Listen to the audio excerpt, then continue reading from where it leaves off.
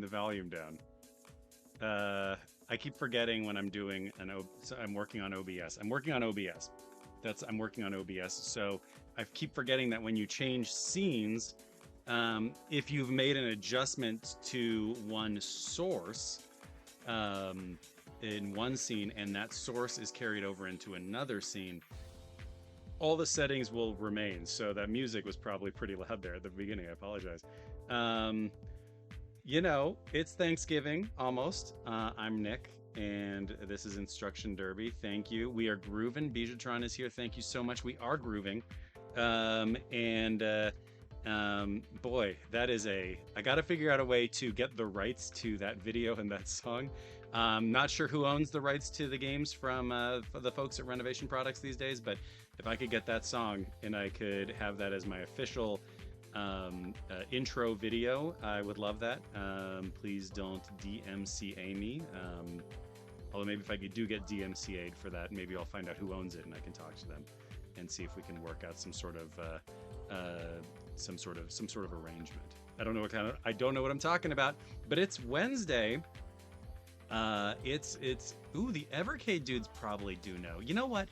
Okay, we'll talk in a minute here. I think Vijatron points out the Evercade people probably know. They are licensing the name in the games. I actually have one of the cartridges. I should have thought about that. That's a great point. Yeah, the Evercade people probably know. I am such a fan. I don't have them in my list here. I have a few things where I just say, what I'm grateful for this year, but I don't have them in there. But the work that Evercade is doing is quite cool. I think it's really neat. And grateful that they are producing games that are otherwise impossible or expensive to find on these cool little cartridges that cost about $20. I think it's pretty neat. So thank you to them, and thank you in advance to them for giving me the rights without any restrictions. I'm just going to speak into one thing I've learned about this year is that if somebody just keeps saying something, enough people will think it's true, and that's good enough. So they will give those rights to me, and they will say, do with them what you will. And what I will do is have the theme song to Road Blaster play at the beginning of every show, legally, safely. So that's what I'll do. It's Wednesday. We've got stream time. I was going to do something a little different this week, although I guess it really ultimately not that different. I wanted to kind of come to Thanksgiving and take stock of the year a little bit. I think that we are, well, first of all, I'm Nick, and this is Instruction Derby. In case you haven't been here before, we like to read. I like to read. We is us, me, and chat, and anybody else who joins. We like to read manuals, video game manuals from the olden days, and even some new ones. We had a couple of good ones this year that I'll reference in a little bit. And we like to read manuals and enjoy them and enjoy their texture and their character and the sort of human component behind making these things. So that's the show. And usually it's at noon Pacific. But I took today off. I took PTO today so that I could do this. No judgments. So that I could do this. And what I wanted to do was dive into a bunch of manuals, do a longer show. So if anybody is joining right now, if anybody is on there, Bijatron, you're here, but if anybody else is on here, I want you to, thank you for your service. Yes, of course. I should have shaved before the show. I forgot to. But in Thanksgiving, I'm thankful that it doesn't matter. I'm just going to keep this going. Apologies. I also should have gotten a haircut. I didn't. Here we are. The holidays. I don't know where I'm going with this. So yes, anyway, I just wanted to share a number of manuals that seem kind of neat. We've got all three of the Ninja Turtles Tournament Fighter manuals because all three versions of that game, NES, Genesis, and Super Nintendo, are all quite different from one another. I've also got a host of Renovation Products games because I have found so much joy in reading them this year. They are fun. They're silly. They have a lot of care and love put into them. I would love to know who wrote them. If anybody knows who wrote these manuals, I don't think they're usually in the back of the manual. It hasn't always said who wrote them, but we would that'd be cool. We got that. We've got Zombies Ate My Neighbors. We've got, what else do we have? I'm going to scroll down my little list here. We've got Zombies Ate My Neighbors. We've got Jetpack for the Commodore 64, for the Spectrum ZX, as they say in jolly old London town. We've got Magic Johnson's basketball for the Amiga, which is just, and I say this now, I've been wanting to read this for a long time. I might lose any and all interest from folks watching. It is just about 3 pages of Magic Johnson facts. And then we've got the Night Warrior Darkstalker's Revenge to close things out, and we'll see where we go. So this might go for a little while. If anybody's watching, and Bijatron, for instance, if you want to pop out, you're welcome to. I understand. It is just something to have some fun with, but I do want to start with a little bit of gratitude. And I realized the way that I said that made it sound like I was setting up for something sarcastic. I'm not. This is very sincere. As we discovered last week, it is potentially chuggy. It is cringe. And I think we said that zaddy was okay to say also, right? If I have anybody under the age of 30 watching, first of all, you should be in school. Second of all, any other cool terms I should know? I'm 41, so if there's any other cool terms I should know, skibbity, delulu, I learned the other day. Delulu was for delusional. So if you have any other terms, please let me know. I don't want to be skibbity. I don't want to be chuggy. I don't want to be delulu, because this has been in some ways a terrible, terrible year. However, I think that there are some things to be grateful for. Riz, thank you, Dizzy and Lost. I knew I could count on you. Riz, oh God, we got Ramets in the chat. Folks, we're in trouble now. Check out this guy. Check out this guy. Ramets, I'm not gonna dox you. That's another term that they say. That's more of like a corpse sec. Is that a corpse sec? Is that corporate security? I don't know. We're talking about chuggy. We're talking about corpse sec. We're talking about all sorts of things here on this Wednesday. We got Ramets in the chat, one of my oldest, not oldest in terms of his own age, although we are now getting up there. A friend of mine who I've had forever. And I've probably done untold psychic damage to him, but I'm so happy you're there. He's driving with a kid, can't chat. Okay, good to know. Thank you. Hello to the family. And we got Andrew Elmore in the house. We got in Skibberby going. Yes, that's right. It's not chuggy to say that. I want to also call out a bit of thanks to Andrew. I do this every week, and I apologize. For the music that you are hearing in the background here, it will be the music that underpins everything throughout the show today, because there's simply too many scenes for me to get the music for each individual game. I was up late last night doing it, but you know what happened? I'm going to quickly show you something else real quick. This is what I spent, let's just call it an hour doing. This is the intro. So I will get into what I'm grateful for, but first of all, I want to say I'm grateful to you, Andrew, for your support, your help. This is a family. We're going to see them in a second here, because my first grateful for sequence is in fact family. And maybe we'll just jump right into it. I'm grateful for family. Now, yes, is this cringe? It is. However, 2024 has been in so many ways a terrible, terrible year. Just a very bad year in some key ways. I think we all know what they are, so I'm not going to harp on them. This is not my self-care extravaganza that I did the day after the election, where I dove deep into my antipathy for the way things were going.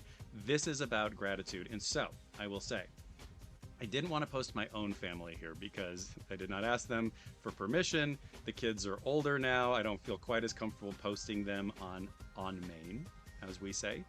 But I wanted to talk a little bit about them.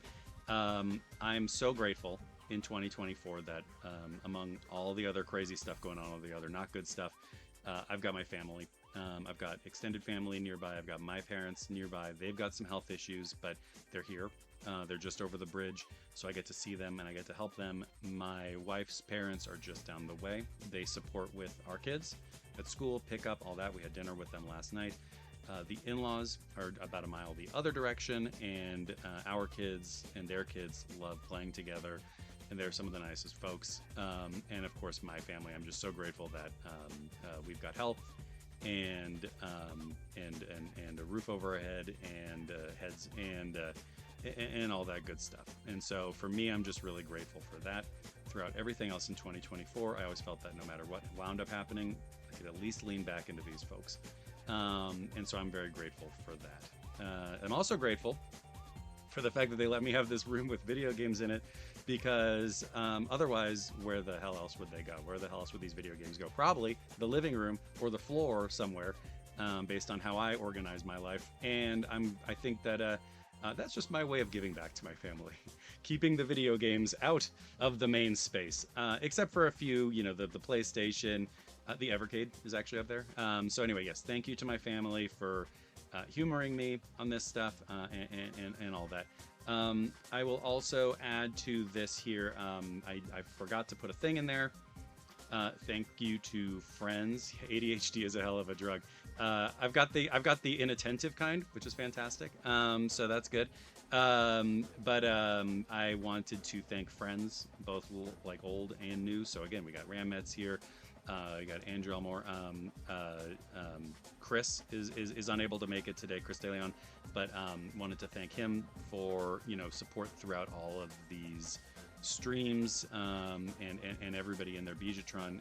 You're here, Dizzy and Lost. I mean, I feel just great, and folks that I've met on. I mean, this sounds really corny. Again, we're like chuggy time here, but Blue Sky folks. Everything like that. Folks who've allowed me to add them on Facebook when Twitter went away for real. I reopened Facebook, which is problematic in its own way. Let's not look too deep into that decision. But I reopened one and was able to connect with a number of other folks, including a number of folks that I sort of knew mostly just through Twitter.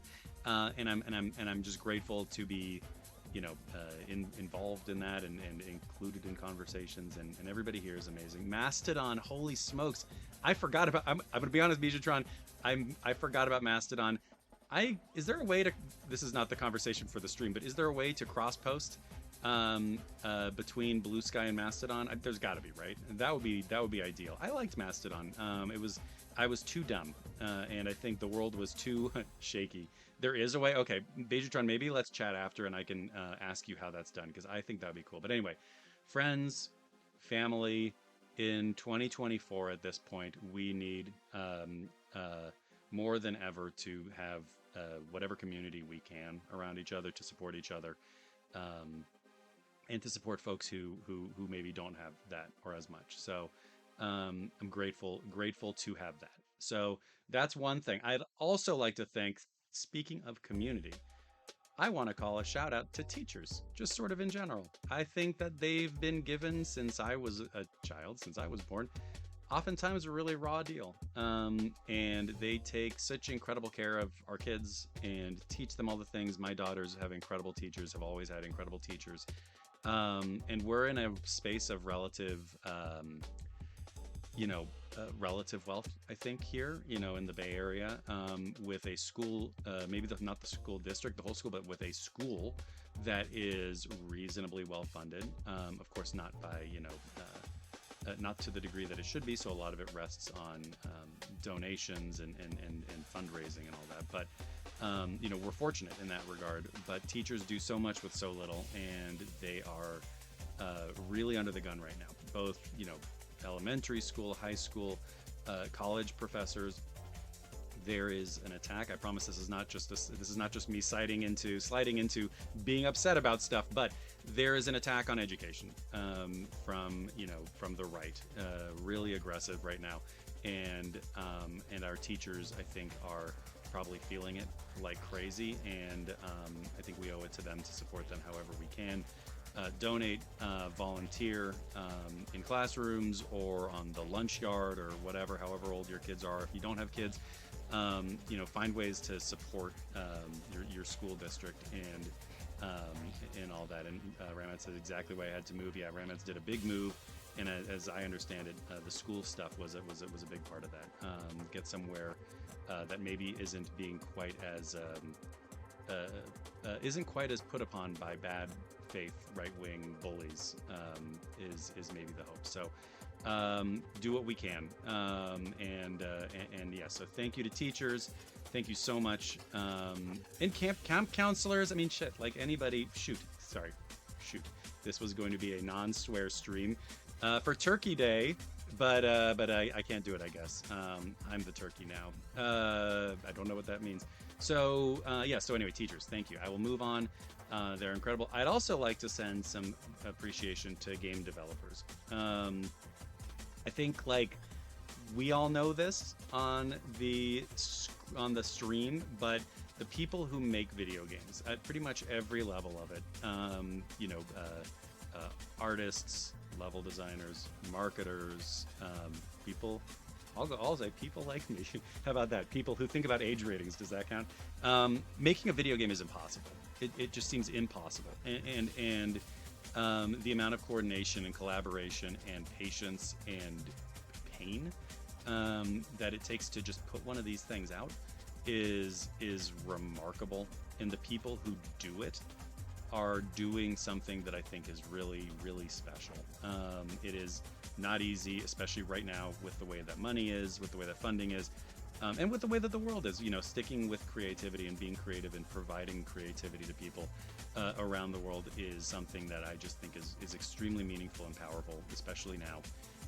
And so thank you to them. I know that oftentimes the audience isn't let's just say it, sometimes gamers are stupid, right? And they don't know what's going on, and they think that they do, and they don't understand just how hard devs work to make this stuff for them. And so if you know a game dev, if you are a game dev, send your thanks to them. I'll send my thanks to you.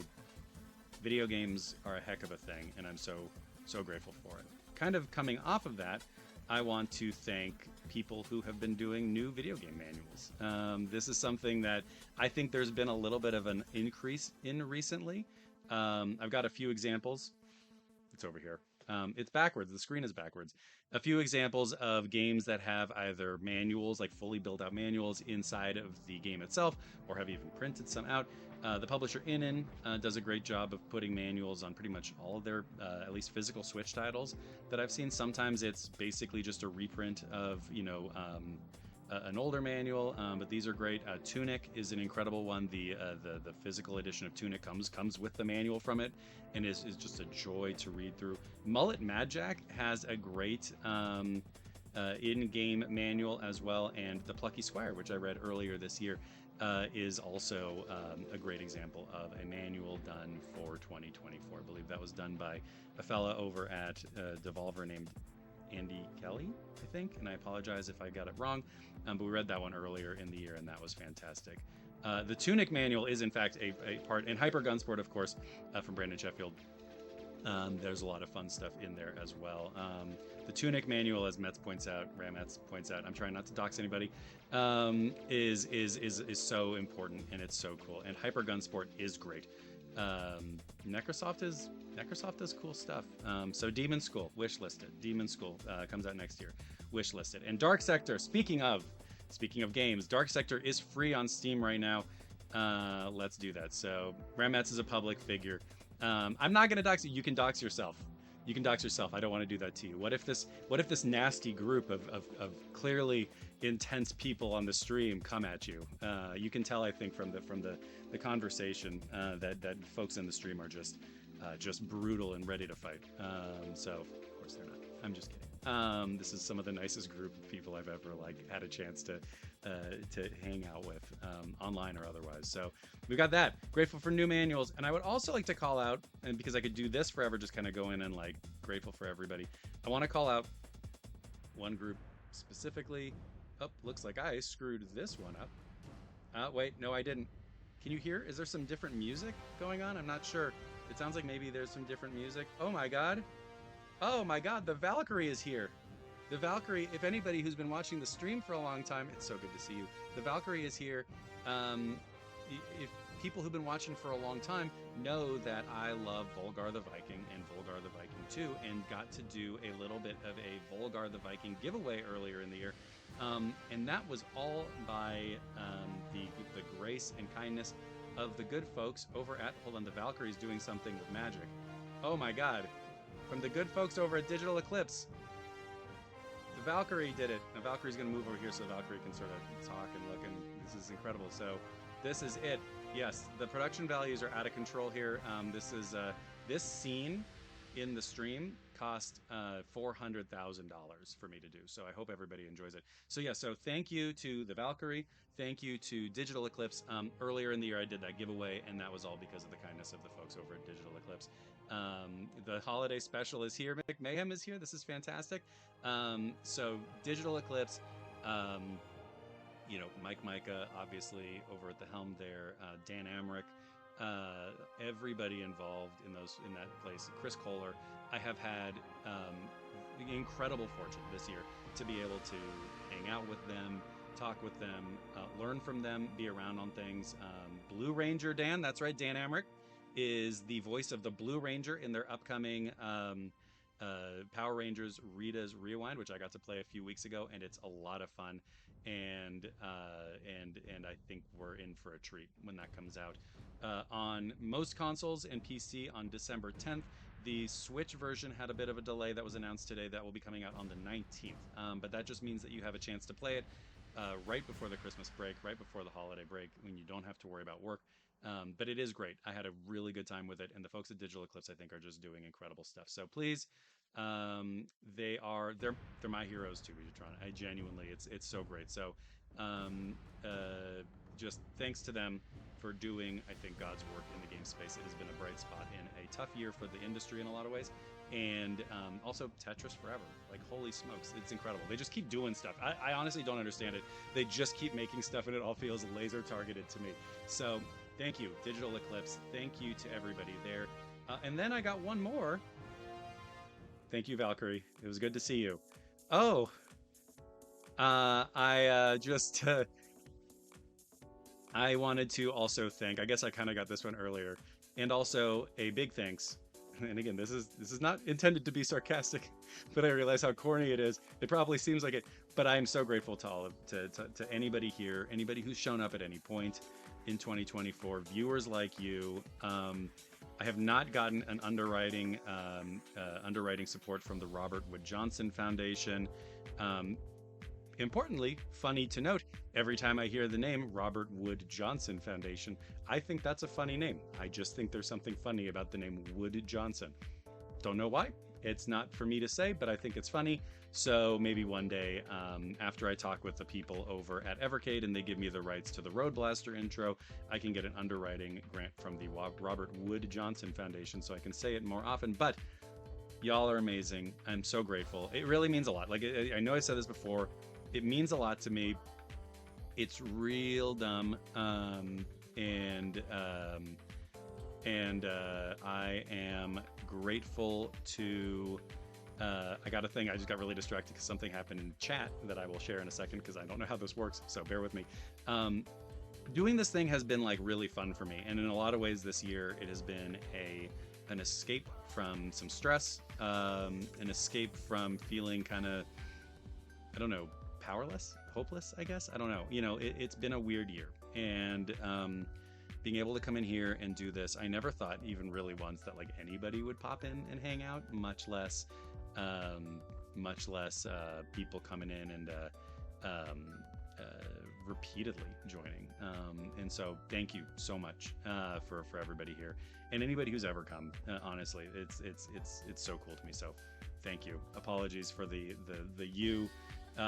For what it's worth, I did this exact bit last year with some people on my team. We were doing like end of year thanks, and I just put up a big mirror on the spreadsheet, and they were all pretty mad at me for how corny it was. So if you're mad at me, please send your complaints to let's just go with your worst local nearby representative, the person who is undermining progress the most. Send them your thoughts, and that can do us a lot of good. I just want to make a note. I'm gonna go ahead and allow this. I got an auto mod in the chat for something that Ramets said after I was talking about the Robert Wood Johnson Foundation. I'm going to allow it. I believe I permitted the term. This is cool. Because Ramets was, of course, I think helpfully articulating what Robert Wood Johnson is. And now it says that it's in here, Nick McConnell added permitted term dick dicks. So I've permitted the term dick dicks. Feel free to use it. Apparently now you can't be auto modded for saying dick. I would never say it, but you could. Anyway, let's go ahead and get into some manuals, shall we? I appreciate y'all humoring me for 30 minutes as I ramped all that up and started talking. But let's go ahead and get into some Ninja Turtles.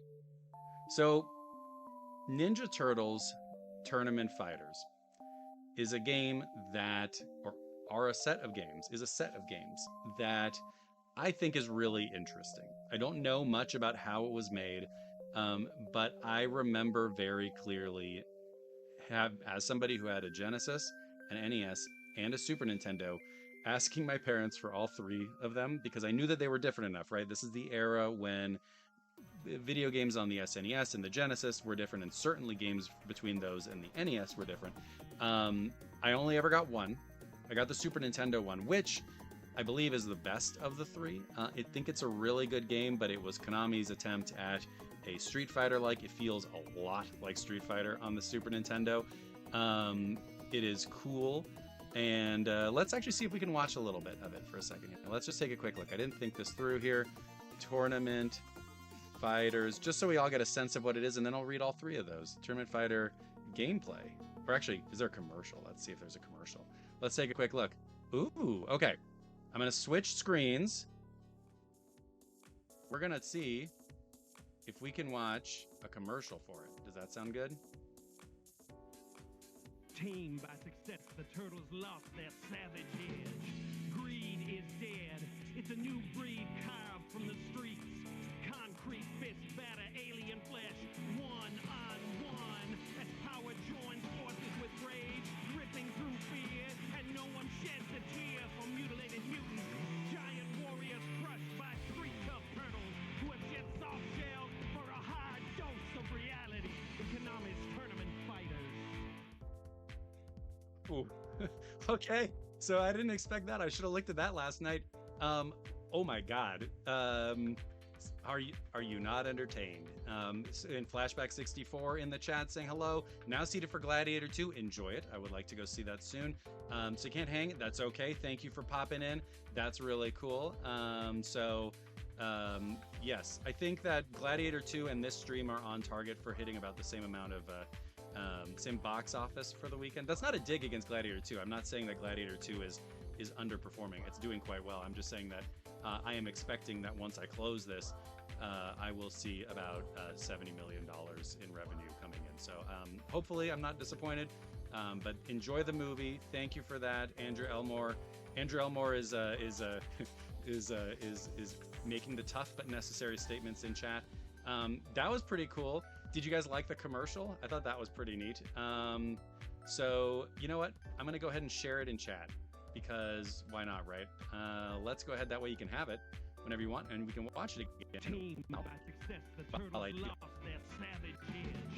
My internet's going too slow. Oh no, I've lost my mouse. Here we go. Copy. Paste. Oops.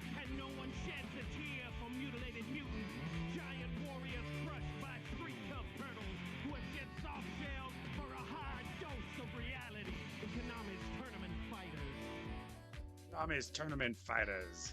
So there we go. Konami's Tournament Fighters. I thought that was pretty cool. Y'all like it? Yeah, like shredded mutants. I mean, they're all mutants except for like the ninja lady in the game. They're all mutants. It's right there.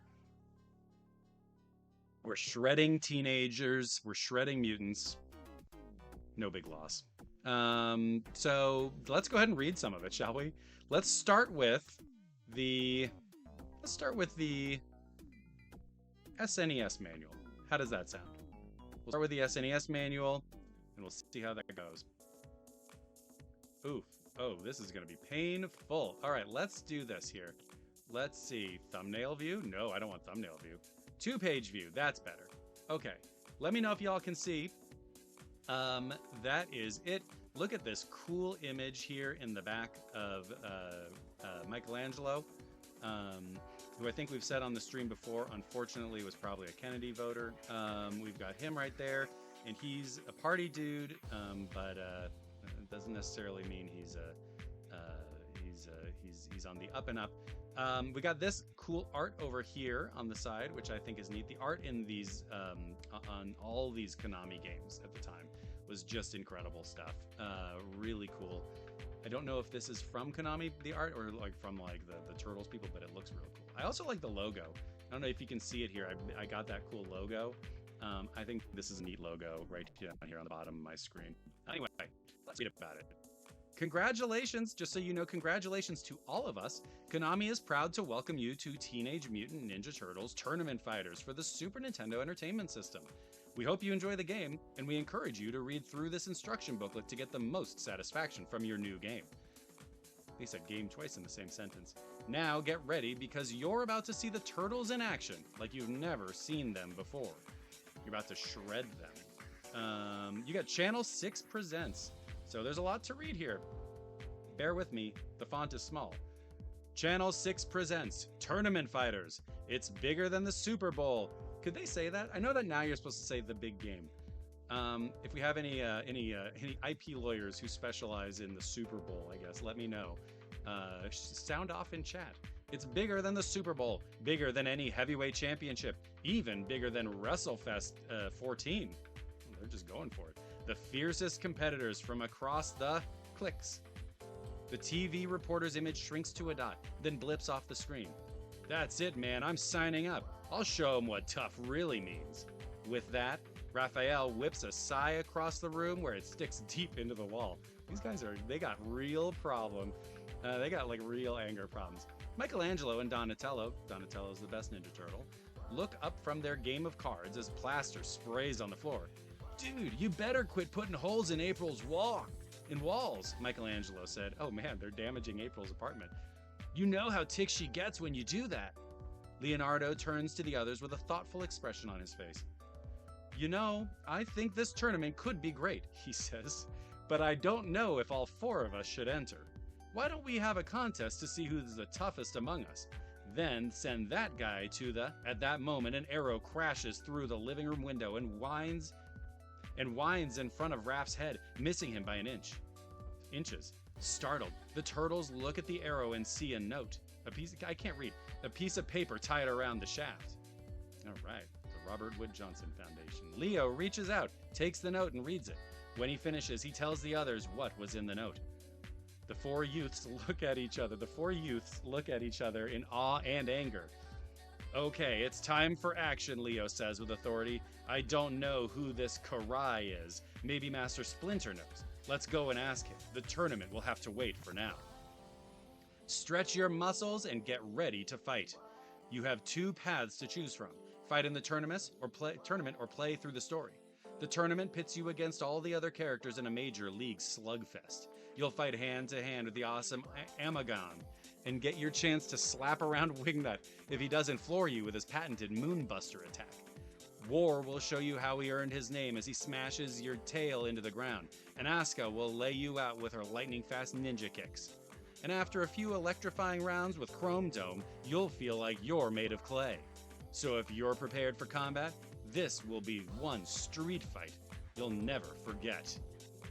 The story lets you pick a turtle as your champion. Then you have to prove yourself worthy of the rescue attempt by defend. I gotta zoom in. I'm sorry, folks.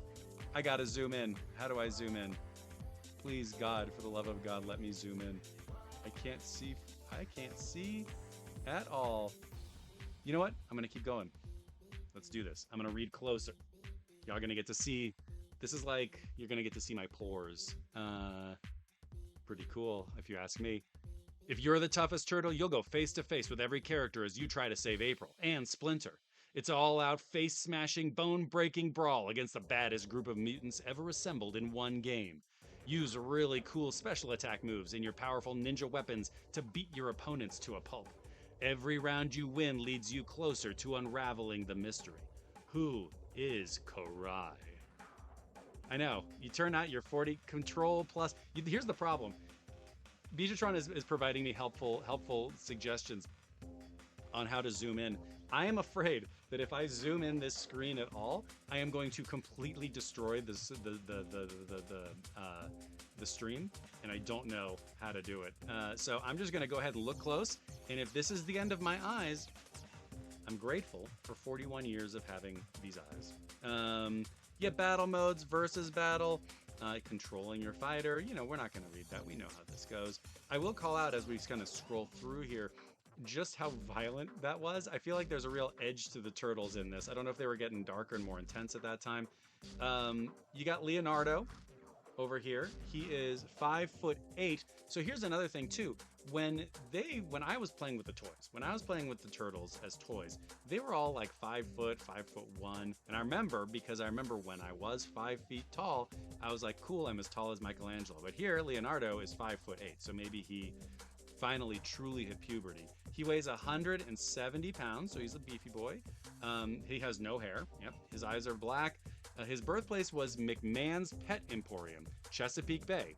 His weapon is the katana blade. We all know that. That's definitely true. So he's got some special moves over here. I think this is a cool little piece of art. We got Raphael. I'm also not somebody who ever calls them by the shorthand. I think that's for like Gen Alpha. We call them by their full names here. Raphael. He's also 5'8". He also weighs 170 pounds. He also has no hair. I'm sensing a theme. His eyes are also black. He was born in Shelley's Pet City, New Hampshire. New Hampshire. They were born in different places. I had no idea. I thought they were twins. Yeah, we got that. His weapon is the sai. His goals: he wants to buy presents for all of his friends. That's so nice of him. Did Leo get a goal? Oh, his goal, yes. Leo's goal, excuse me. Leonardo's goal was to be the king of the tournament fighters. I think that's good. Nice of him. Donatello, 5'8", 170 pounds. He has no hair and black eyes. His birthplace was Joe's pet place, Sloclahoma. He was born in Sloclahoma, or New Hampshire. What did I say earlier? I think I said just a real place for Leo. Chesapeake Bay for Leo. I don't know. Donatello is got a bow staff. He was born in Sloclahoma, and he's working on a new invention that needs more money to make his dream come true. He's looking for angel investors, so he'll just talk to the guys at A16Z. I'm extremely worried about where Donatello goes in his life after this. We got Michelangelo here, seen burping up a fireball, which is news to me. He is, you'll never guess it, folks. You'll never guess it, but he's 5'8". He weighs 170 pounds. He has no hair. He has black eyes. He was born in Woody's Pet Shop in, I can't read it, Pennsylvania. Sure. He was born in Pennsylvania, and his goal is planning a vacation of surfing and skateboarding. That sounds pretty good. Yeah, he can do the yoga flame. We got War. War is 8 feet tall. He's 350 pounds. Also has no hair. He's got red eyes. He's from the underworld, and his goal is destruction. We got Asuka, who's 5'2". She only weighs 110 pounds. Her hair is black. She's also our first fighter with hair today. Congratulations to Asuka on having hair. Her eyes are black. She's from Kyoto, and her goal is a master of ninjutsu and wishes to own her own dojo. So congrats to her. We got Wingnut, looking like he's flashing us here in this image. A little bit concerned about it. He's 6 feet tall and weighs 3 hundo. He's got black hair and yellow eyes. He was born in Dexlon 5 in the Hana system, yeah. And his goals are he thinks the tournament will be fun, a good way to kill time. So we got that. We got Armagon, who's a Sharky Boy. Our Sharky Boy is also 8 feet tall. This is why all the Ninja Turtles had to be nearly 6 feet tall, because they're fighting against a 400-pound, 8-foot-tall shark with no hair and red eyes. He was born in the Earth of the future.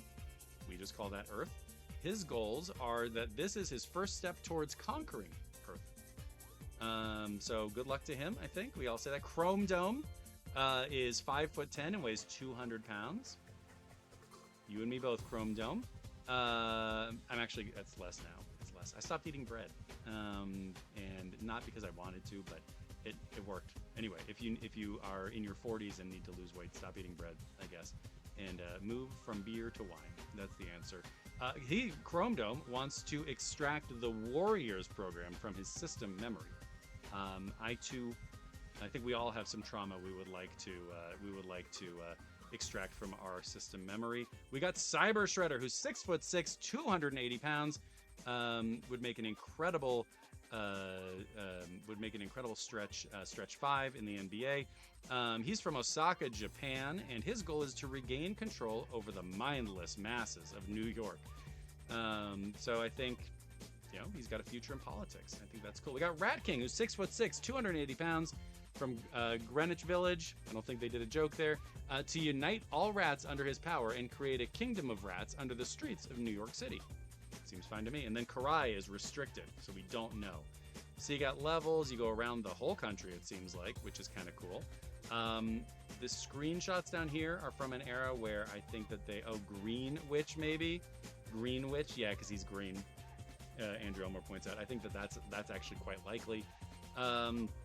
If you have any questions, you can call the Konami Game Hint and Tip line at 1-900-896-TIP. Make sure you have a parent help you with that, because that is 70 cents per minute, and you need a touch tone phone. So don't try it on your little rotary princess phone. You got to use a touch tone phone, and your parents have to give you permission. So even if they're in their 70s or 80s, check in, ask if you can do this. So that's one manual. Now we move to the Sega Genesis version. That's not the Sega Genesis. This is the Sega Genesis version. And good news for me and all of you, the font is going to be slightly larger. I don't know exactly why. A quick other bit of appreciation that I would like to call out is to the internet. Now, I know the internet has done untold damage to us and to our brains, but one thing that it has done that I think arguably undoes all the damage is a lot of these manuals are available online. So I appreciate that. It means that I no longer have to buy any manuals, which is something that I did for a brief period of time before realizing that was a stupid waste of money. But I still love having them. They're great. But actually, you know what? They're great. Listen, like the Link to the Past on Game Boy Advance with Four Swords Adventure, like there's color in it. It's nice. I take it all back. I want as many manuals as possible. They're great. And yeah, I know, no blood types. We'll see if there's blood types in this one, but I think what we can all agree on is it's important what color their hair is. So Andrew Elmore, there is no blood type in there. You're right. That means we don't care and we shouldn't care. However, I think that we've got some good hair. Let's see what we got in the Genesis manual. We get an epilepsy warning off the bat, so careful. You can set up your Sega Genesis game system by plugging a control pad into Jack 1. I'm always plugging a control pad into Jack 1. Konami is proud to welcome you to Teenage Mutant Ninja Turtles Tournament Fighters for the Sega Genesis. We hope you enjoy this game. And as they said before, we encourage you to read through this instruction booklet to get the most satisfaction from your new game. Get ready, it's the Turtles like you've never seen them before in an out of this world slugfest. So far we're similar, but I think we might have some differences, although I don't actually know. I didn't really look into it. Oh, yep, something's different. Master Splinter. So they have 3 different versions of this game, and I know that they're different enough. Like, there are different games. The SNES version, the Genesis version, and the NES version are very different games. They're fighting games, but they're different games. But I like that they were like, let's write brand new stories for each and every one of them. Let's see what the personality is like in this one. Master Splinter meditates peacefully in the woods of Central Park. The snap of a twig awakes him from his reverie, but he doesn't mind. He sees before him his students, 4 young mutant turtles training in the ways of the ninja. My sons, he says, welcome. What brings you into the night? The 4 lads say nothing. The four lads say nothing. They smile, but something is amiss. Splinter feels it. Oh, they just got broken up with. Wait, you are not my pupils. Who are you? As he rises, the 4 turtles rush him. Even for a master of ninjutsu, the odds are too great. His scream of frustration breaks through the air. Is where it is. So,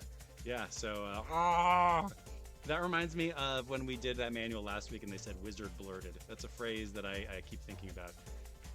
Meanwhile, in the sewers under Manhattan, click!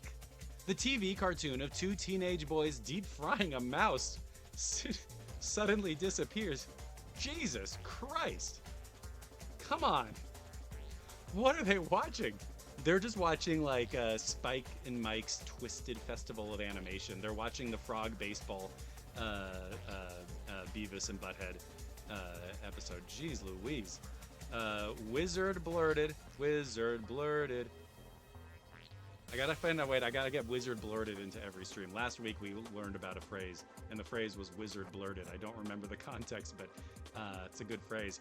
But Jesus Christ, they're watching the TV cartoon of two teenage boys deep frying a mouse suddenly disappears. These teenagers these guys are bad news. Like, we need an intervention. We thought YouTube was bad. Raphael, a big fan of the show, yells out, "Hey, what gives? This stupid TV better not die out in the middle of the Ramus and Rumphead show." So it is Beavis and Butthead. Okay. Life, art, man. You can do so much with art. Michelangelo and Leonardo look at each other with wonder. Donatello points to the screen where an image is beginning to appear. "Dudes, check it out." "What the?" Raph mumbles. The TV screen flashes, and a voice emerges from the speakers. "Well, my little turtle friends, I bet you thought you'd seen the last of me, didn't you?" "Oh no, it's Krang," Leo says. "By now, you may know that your master is gone. I've taken him. If you wish to get him back, you must come to Dimension X and be prepared to fight. You will have to defeat some of my friends if you want your sensei returned." Sorry, was that bad? The TV picture of Krang is replaced with a shot of the 4 clone turtles. Behind them is Splinter chained to a wall. The image only lasts a second. Then the TV returns to the normal program. "I don't believe this guy," Raph yells. "What a jerk." "I'm gonna pound his butt into the next galaxy," Donnie adds, waving his bow staff through the air. He's just like furious and waving his staff all around the place. Leo stands and tries to calm the others. "Hey, cool out. We can take care of Krang. We've done it before. But I think we better get some backup. I can't read that. The HP support assistant on my computer showed up. Just in case." "Leo's right, man," Mikey adds. "We need to get Casey and Ray Fillet over here." "And me," a voice calls out from the doorway. The boys turn and see April O'Neil. "I got here a minute ago, long enough to hear Krang's message. You're not going without me." "But April, this could get hairy," Donnie says. "I can handle myself, don't worry," she insists. "And you might want to get Sisyphus in on this too. He's had experience in Dimension X before." "Good idea, I'll contact him," Leo says. "Okay, let's go get this lousy son of a..." And that's the end of the story. There's a lot to take on here. One, I don't remember Sisyphus as a character. I like to imagine that they are getting the Sisyphus for this. But you know, who knows? I do like the way that they cut this one off.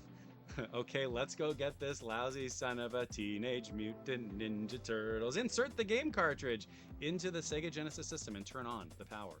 I think that's important. Like the character in this. See, this stuff was written by people, and I love this. This is a yeah. Here's a question: do we think that they'll list hair in the manual now? McMahon asks. Don't know. We're gonna find out. There's a lot of character going on in this game, and I love it. I think this is very fitting that it's the Sega Genesis version. If I can make a big, sweeping generalization that's not true or helpful, it's that, in my estimation, generally speaking, Super Nintendo games were more staid and less wild than Sega Genesis games, at least in terms of the vibes. That's not always true, of course. We have Flock, which is out there and some of the best. But I think that what we're seeing here is the difference between the way that publishers approached the Super Nintendo and the Genesis.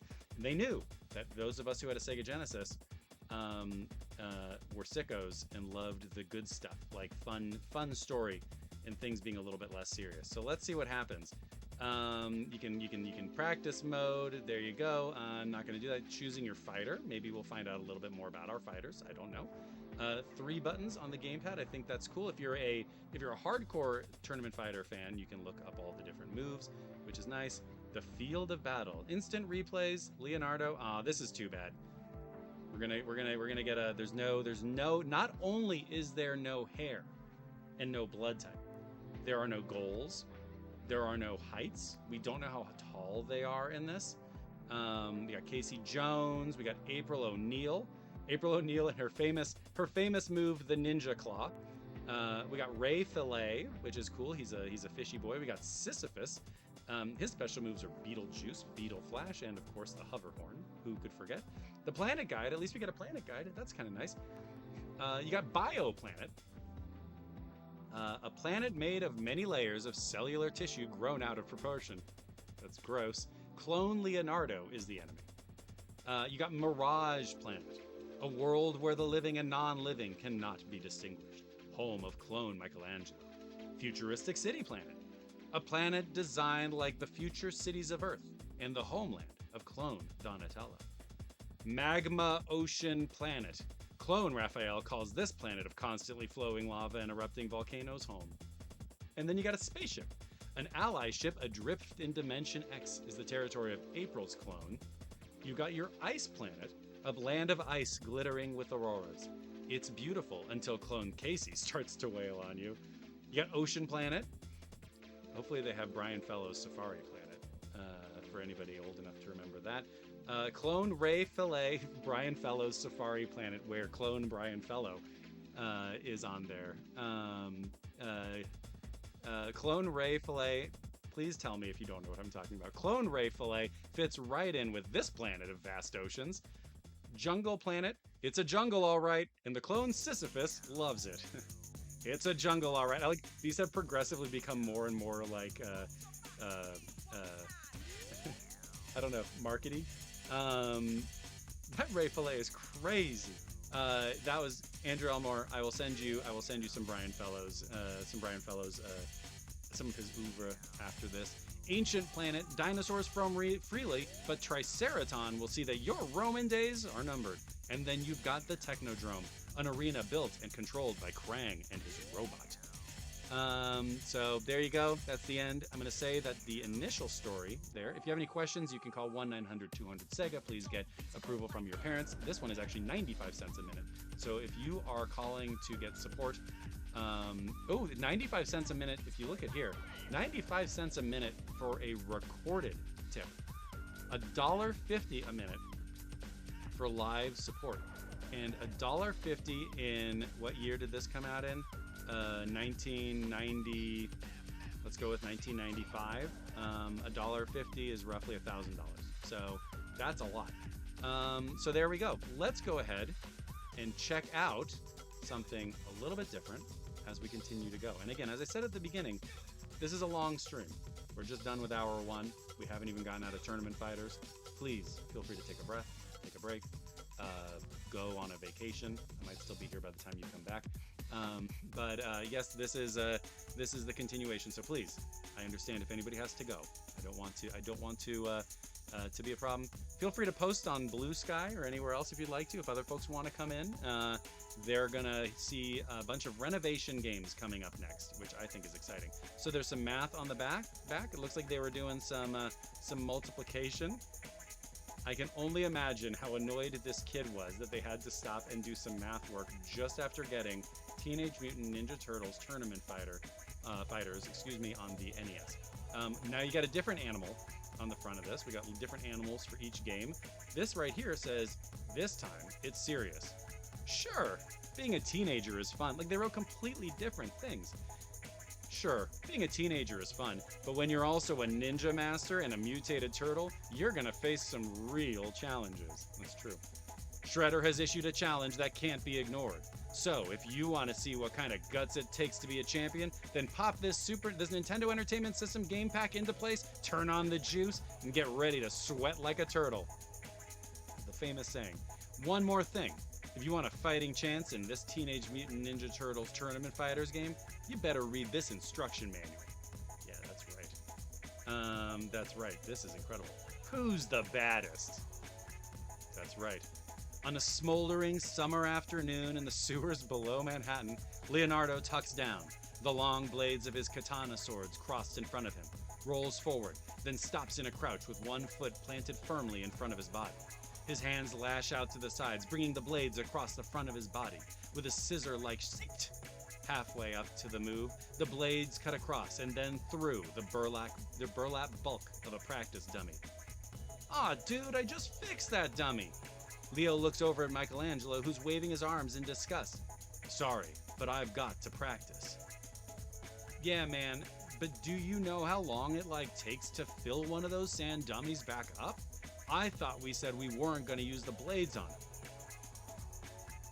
Mikey's right, Leo, Raphael says as he enters the training dojo. We're going to use the... He's got like an accent. Mikey's right, Leo. We're gonna use the logs for the blade practice. You know what I'm saying?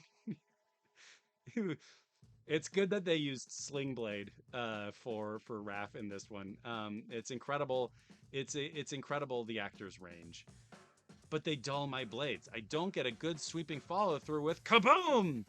An explosion from the sewers rocks the room. A few seconds later, followed by a cloud of dust, Donatello darts into the room.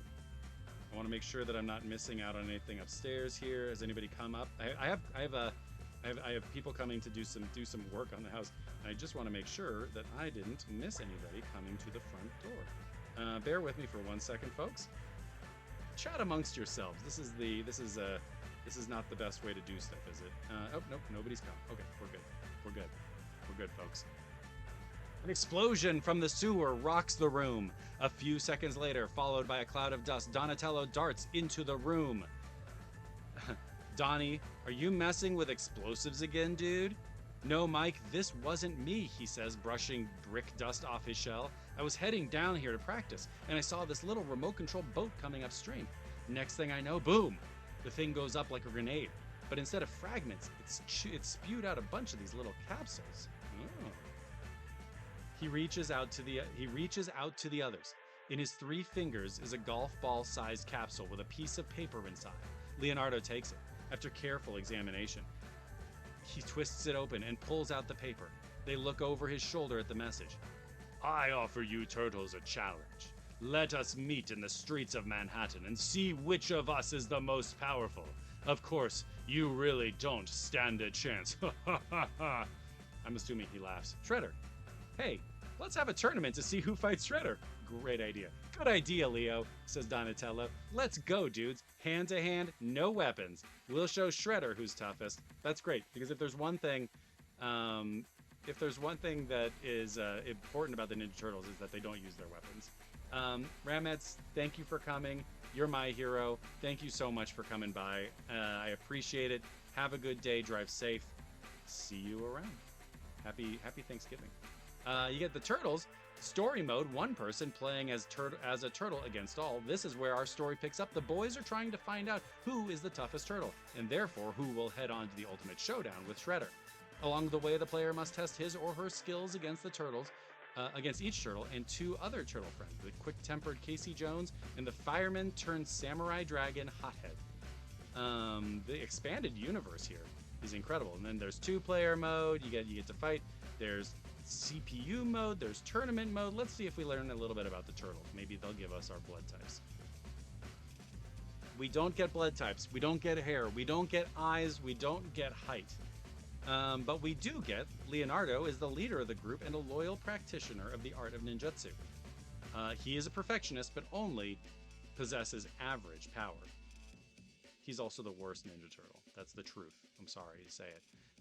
Raphael's got fierce attitude and the power to back it up. Okay, that sounds cool. Michelangelo is a free-spirited, fun-loving dude. He's got a lot of athletic talent, too. His leaps are high, but his defensive abilities are weak. Then you got Donatello. He's smart and loves to tinker with mechanical things, but doesn't spend as much time in the gym as the others. His attack is a little weaker. What is he doing without his bow staff? We got Casey Jones. He's a loner with a strong sense of justice. Versatile attack abilities, but vulnerable to strong attacks. Then we've got Hothead, a former fireman who unwittingly unleashed an ancient samurai's dragon spirit. I hate when that happens. His massive power and resistance to damage make up for his slow speed. Then we got Shredder. He's out to defeat the turtles any way he can. He's a powerful ninja master with a variety of attacks, quick speed, and awesome power. The bonus game. After every couple of rounds you win in story mode, you'll have a chance to play the bonus round. The object is to break through all the walls before the timer runs out. Look for the cracks in the walls to find weak spots, then punch and kick your way to some mega points. We're back to 70 cents a minute here. If you call the Konami game line, please remember to check with your parents. If there's a problem with the game, you can actually reach out to their, I can't see it there, their warranty services number at area code 708-215-5111, 708-215-5111. Still got a few hours left today. They close at 5 Central Standard Time. So there we go. That's Tournament Fighters. Now we move on to something else. I didn't have much of a transition there. So I'm not a tinkerer. Last night I was trying to figure out ways to do like cool transitions in between each thing. The Konami logo with the sound and stuff in between. But as it turns out, it became midnight all of a sudden, and I had to go to bed. So I just did this. I was able to, however, to find a cool logo for renovation. Oh, I could just stream from PowerPoint. See, this is the stuff. I was able to do this though last night. This is what I discovered. I was able to get logos on the screen here, and what I can do,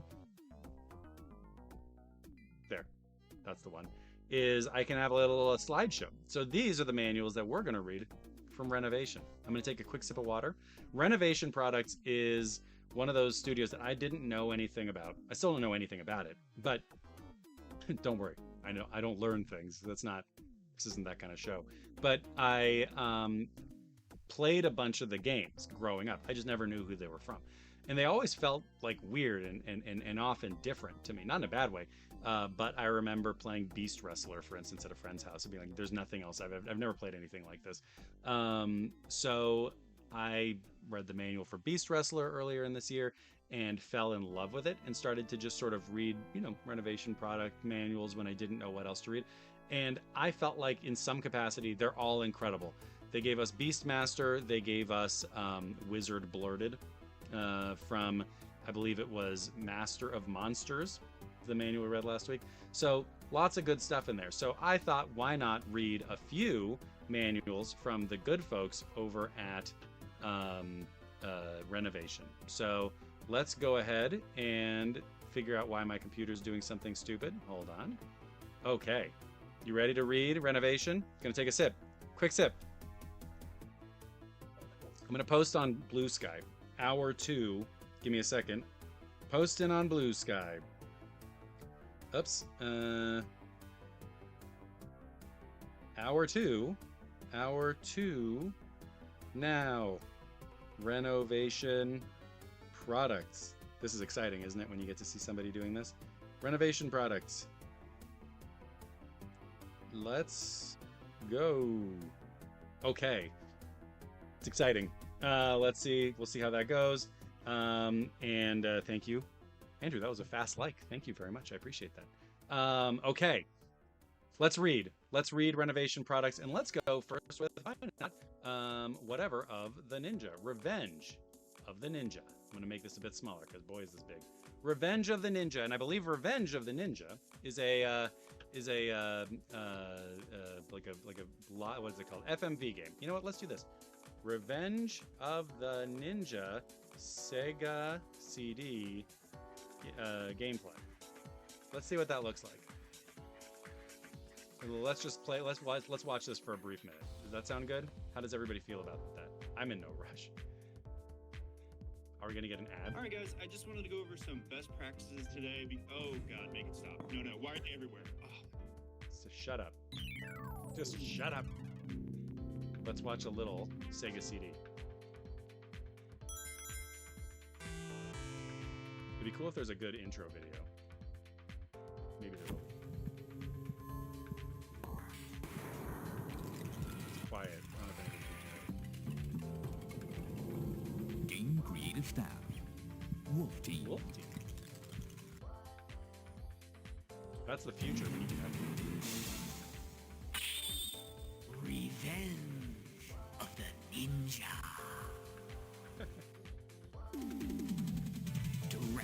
mysterious Japan to the western world comes a new superhero, Ninja Hayate. Beat the invincible samurai warriors and ferocious monsters in head-to-head combat, or elude their vicious attacks with your own style. The castle of evil awaits you. Dare to enter.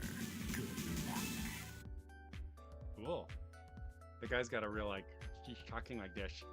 Revenge of the Ninja, 1994. He's got 3 lives. Let's see what it takes to look. What does it look like? Stage 3 start. Oh man. What?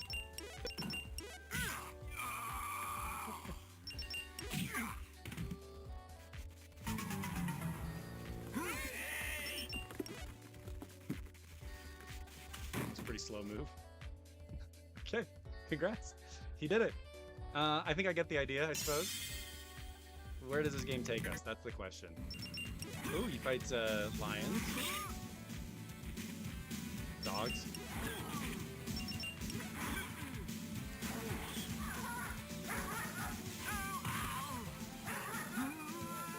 Oh boy. Ugh. Ooh, he kicked the dog in the nards. Well, I think we get it. I think we get it. The dogs were kind of mean, and he neutered them. So that's good. Spay and neuter. So there we go. Andrew Elmore from Sega Retro. The original arcade version was released by Taito in 1984 as Ninja Hayate. It was a Laserdisc game similar to Dragon's Lair. The video in the Mega CD version is reduced in size, really, and dithered to accommodate the platform's technical limitations.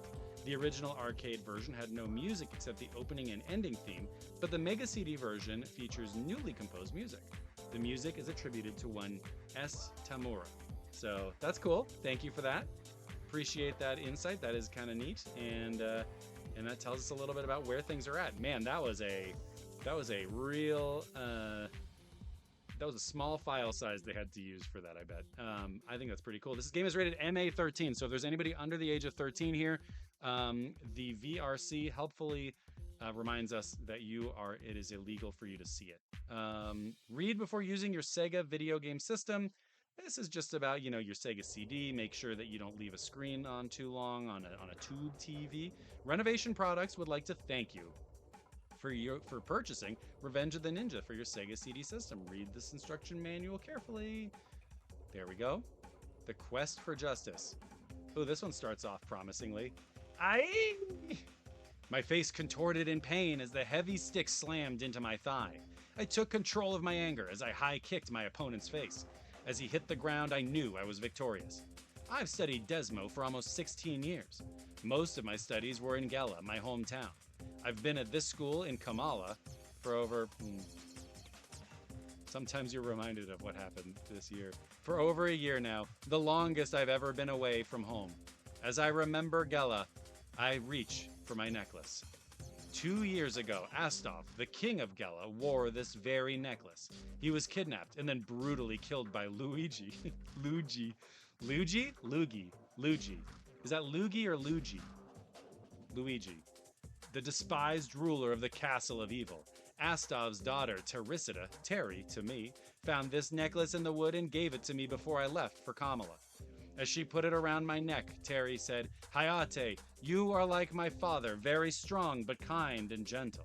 This is why I give you his necklace.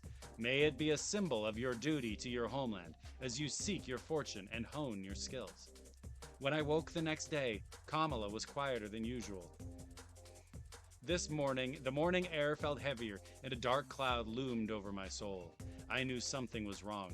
That afternoon, after my daily run, I discovered what it was. A friend gave me a terrible message. My father was wounded in battle at the Castle of Evil. If you're not safe at the Castle of Evil, where are you safe? Just how badly is my father hurt, I asked. My friend looked away, but wouldn't answer. The quest for justice continued. That evening, I packed my bags. I would start my journey first thing in the morning since it was safer traveling during daylight. The morning sun woke me up. Rubbing my eyes, I wished I'd been able to sleep better. Thoughts of my father had haunted my mind. With bags in hand, I walked to the river, gathered some water, and started my trip. After 2 days' travel, I reached Gela at night.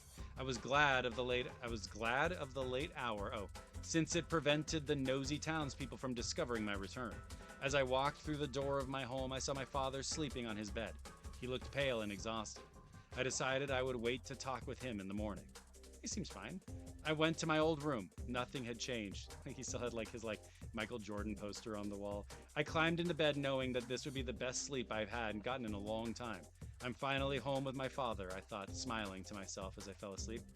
The next morning, I walked into my father's bedroom. "Oh, Hayate, my son, I'm so happy to see you, but I fear there is not much time left in this life for me," he said. "Please, father, tell me what happened," I cried.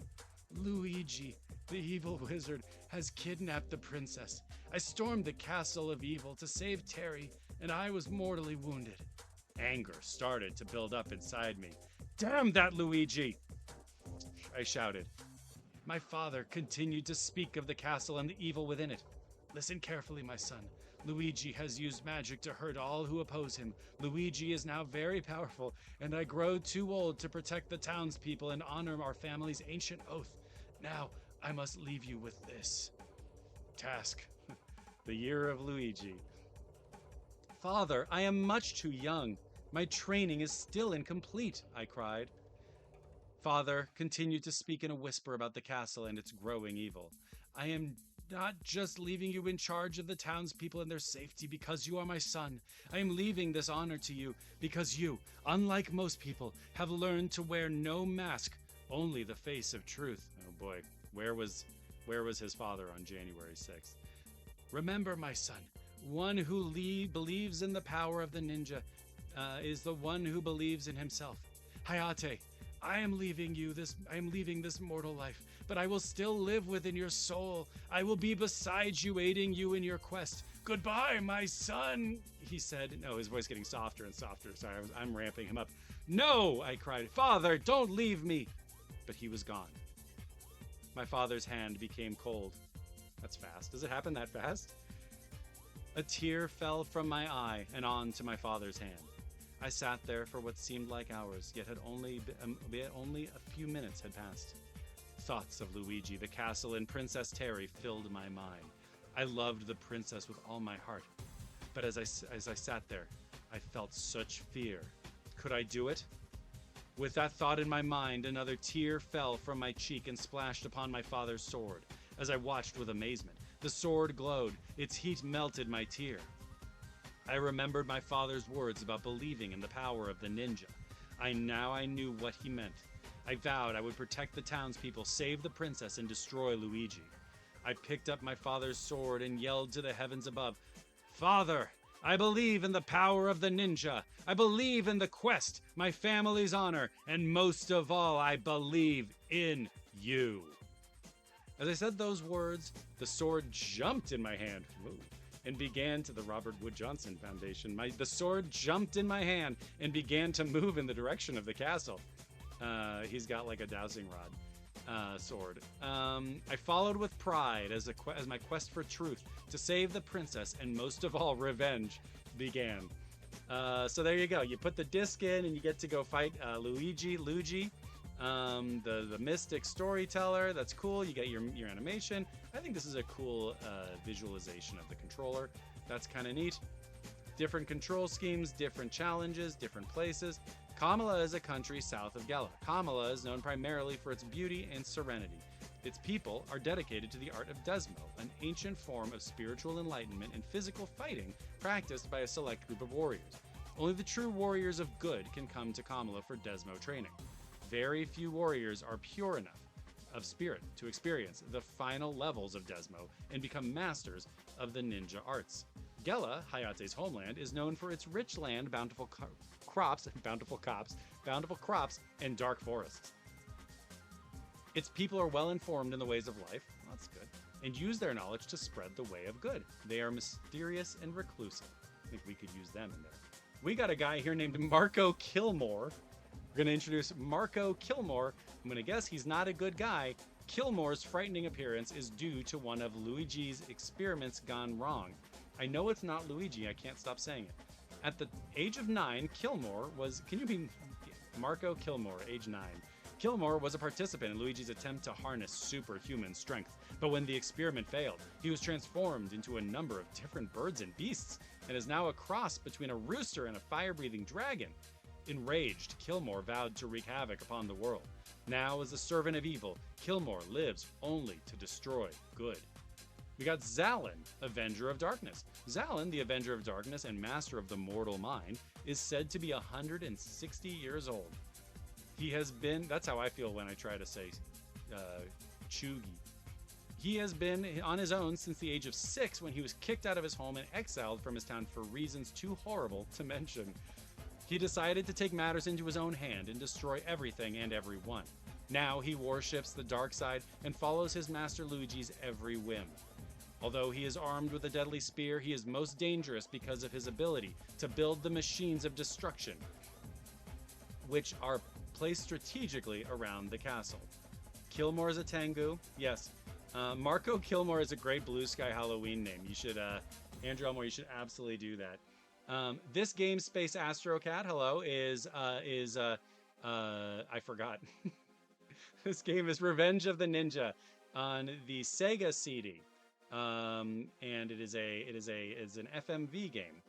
I think I've skipped, oh my god, we have so many character bios. We've got the Wolves of Seidenfield. The Wolves of Seidenfield, Seidenfield and Roy, are pets of Luigi and have been trained since birth to kill all that is good. They never travel alone, so if you run into one, you're bound to meet the whole pack. The Wolves of Seinfeld. They are armed with teeth that will rip through your flesh, and claws that will slice you into their next meal. Excuse me. Be warned, these animals are far from dumb. We got Vengor. He rides in on the Vengor bus. Vengor is the guardian Luigi appointed to guard the princess. His orders are to destroy anyone who threatens to steal the princess from Luigi. Vengor is 100 feet tall and strong enough to reduce a whole castle to dust with one punch. Wow, New York to San Francisco. With his six sword-wielding arms, he's a worthy opponent, and you must use caution when you battle him. He's 100 feet tall. He has 6 swords. I think Vengor... Andrew Elmore could take Vengor. I think that's probably a good point. I think that we all probably... He's not that special. We got Deathfall. Deathfall is Luigi's only child, but she is nothing like her father. Certain that he had lost her to good on Deathfall's 16th birthday, Luigi... Oh, is that a comma? Luigi had fought Zalin cast a powerful spell that turned her heart into evil and her head into a coil of snakes. She initially appears as a beautiful girl, but watch out. Careful. The dangers of online dating. Destroyer MPK. Destroyer MPK, which stands for Merciless Powerful Killer. We got Marco Kilmore, and the Merciless Powerful Killer is Zalin's favored machine of destruction. He is said to be 20 feet high and weigh over 2 tons. He is armed with missiles, a giant axe, and ninja stars that can cut through metal. He's deadly, and even bulletproof armor cannot protect Hayate from his might. His weak point, however, his friendship, is that he can be outsmarted since he's not very bright. This guy's cool. This was like, they needed like a 7-year-old to come up with this character. He's like, okay, he's 20 feet tall, he weighs 2 tons, he has an axe, he's got missiles, ninja stars. We got ninjas. There is an army of ninjas guarding the Castle of Evil. Some are armed with swords, stars, bombs, or chains, and others are armed only with their wits. All are sworn to spill the blood of any warriors of good. And then Luigi, warrior of darkness. Luigi is pure evil. He is heartless and cruel. At the age of 13, this is a question about nature versus nurture in this manual. A lot of kids turning to the dark side very early. Space Astro Cat, sorry, I think it's supposed to be Luigi, but it's the year of Luigi now. It is, I cannot stop saying Luigi, and I'm not trying to, but Luigi murdered his whole family, including his infant brother, Jesus, pledging allegiance to the Prince of Darkness and taking the title of Warrior of Darkness. Note, the Castle of Evil is a deadly place. There are many other creatures and traps not mentioned that you will discover and must defeat on your own. Good luck! Gameplay tips, just so you know, always be alert. The castle and its grounds are dangerous. Don't worry about reaching the end of a level. Just keep on fighting. The fighter who has the quickest hands and the strongest heart will make it through safely. Play the... Oh, Luigi. Luigi is the bad guy in this, and there was Marco Kilmore, but maybe that's Mario Kilmore. Maybe I misread it.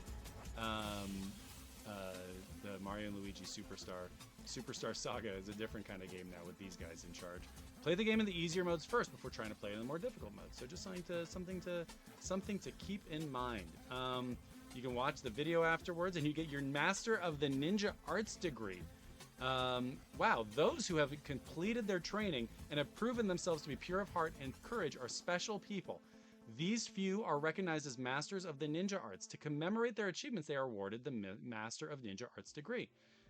You can get one for real by sending it to Ninja Master, Renovation Products, 4655 Old Ironsides Drive. We love Old Ironsides Drive down in Santa Clara, number 265, California 95054. So put it up there, put it in the back of your office, absolutely. Put it next to your BFA. It's exactly right. So the offer is valid while supplies last. I'd be curious if there are still supplies. They don't say anything about time. So to enter a monthly drawing for a free video game, please complete the attached warranty card. And oh man, I wonder if they've done there. Then there's Road Avenger right there, from the song at the beginning of the show, which hopefully I will legally own by after I reach out to the people over at Evercade. It's a chiropractic now, but do you think they still have the? Do you think that they still have the Masters of Ninja Arts degrees, their MNAs? I don't know. I hope so. That was pretty fun. Let's go to Slime World. How about Slime World? Slime World, also from Renovation Games. Let's go ahead. This one's a 2-screener, so apologies here. We're going to go ahead and read about this. I don't know much about Slime World, but it's called Todd's Adventures in Slime World. It is also from Renovation. Let's go this way. Handling the Sega Genesis cartridge. We're going to scroll on down because I'm going to tell you what, I'm getting a little tired. How's everybody doing?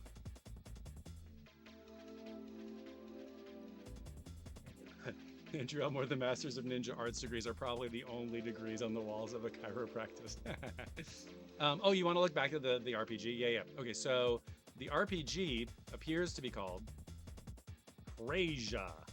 Magic, monsters, mayhem, take your pick. Yeah, you're a tough guy. That's cool. It makes you feel tough. Begin the adventures of a lifetime as Roy, a young treasure seeker. Roy starts out in the mysterious kingdom of Salon. He just visits salon.com a bunch. You used to go to the Daily Beast, but he's really more of a Salon guy now. On a personal quest to become the greatest swordsman in the realm. Clashing swords with bandits and monsters brings the hero fame and fortune. As he makes new friends and gains experience as a swordsman, he uncovers a horrible plot. A group of wizards are determined to unleash chaos and destruction throughout the world. Only Roy and his team of adventurers have the magic and the might to stop the wicked sorcerers. He can go through a bunch of different places. Only if he succeeds can Roy return to his hometown of Joanna and reunite with his true love, Treasure. So we've got that. So there you go. So Treasure. If anybody's curious, Treasure from our good friends at Renovation, which is actually, here's a question. By the time we got to this game, they were at 987 University Avenue, Suite 10 in Los Gatos, California. Is that also a chiropractic? It's entirely possible. Let's read. Get ready for the slime of your life. Because we know we're in for something good. I'm telling you, I would love to meet the person who did the renovation manuals. Space exploration has become a means for recreation. Couples have spent their weekends finding new planets. From out of the woodworks come reports of strange new worlds in wild new solar systems. The furthest reaches of the galaxy are now so familiar that every day space seems a less foreign place. Until that one fateful day when documents arrived in Todd's office. It is another chiropractic. Oh my God. Renovation. They're doing some renovation on your joints. That's incredible.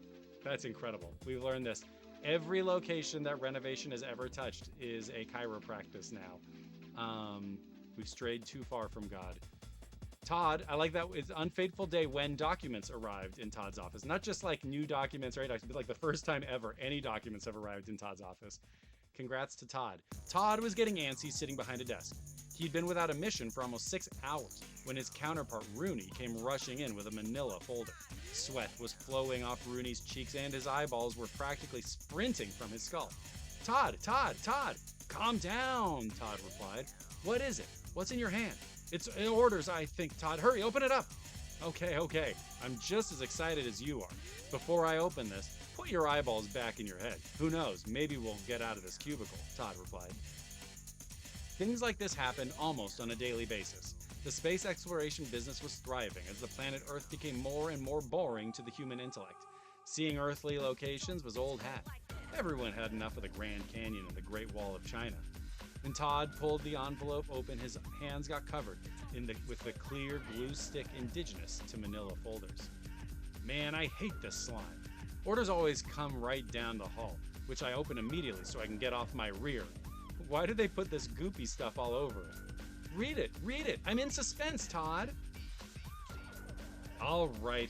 It says, the displacement equipment established on Beta, Delta, and the Gamma Mu Eta systems have had signs of life forms on a newly discovered blue-green planet nearby. The planet is unexplored, but is made up of some unknown semi-liquid material. We are to report immediately to Beta Delta with our life support suits. Can you believe it? Beta Delta? Gamma Mu Eta? Those places are so far away. We'll be gone for generations, Todd announced gleefully. Whoopee! Rooney explained.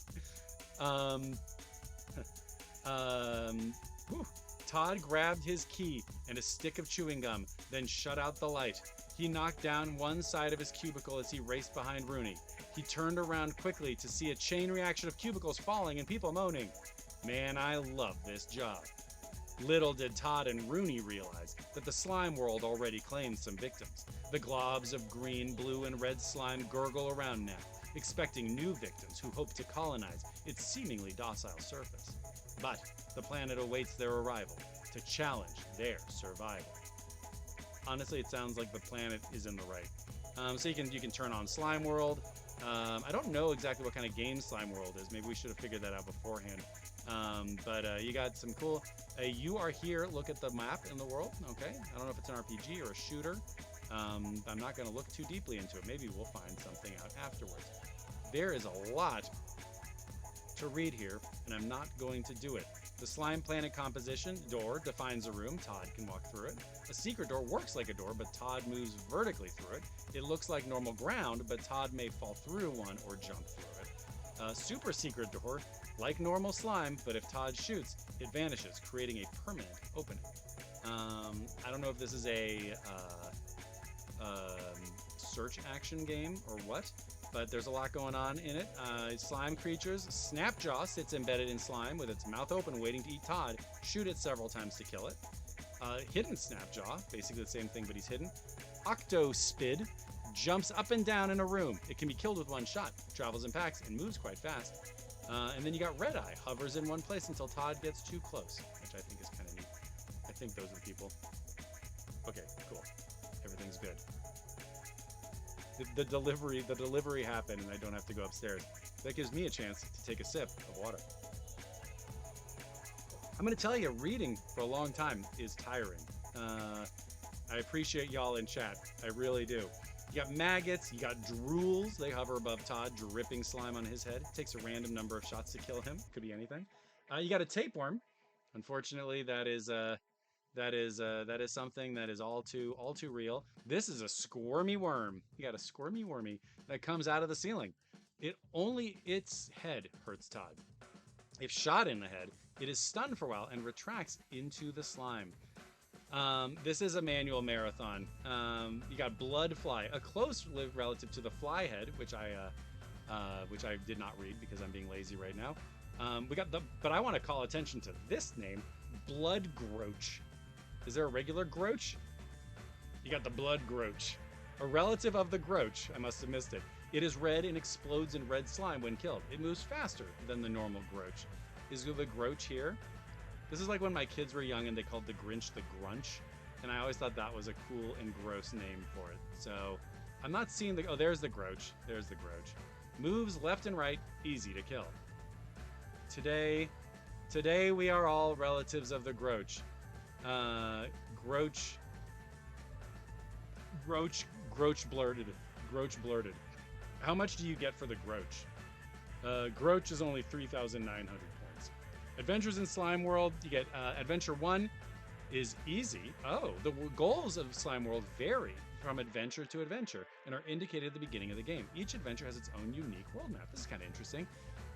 Adventure 1 is easy, a straightforward get to the end adventure. The monsters are very easy. There are a lot of power-ups. There are many hidden rooms as well. Logic 2. Adventure 2, Logic. Coupania Groach. Yeah.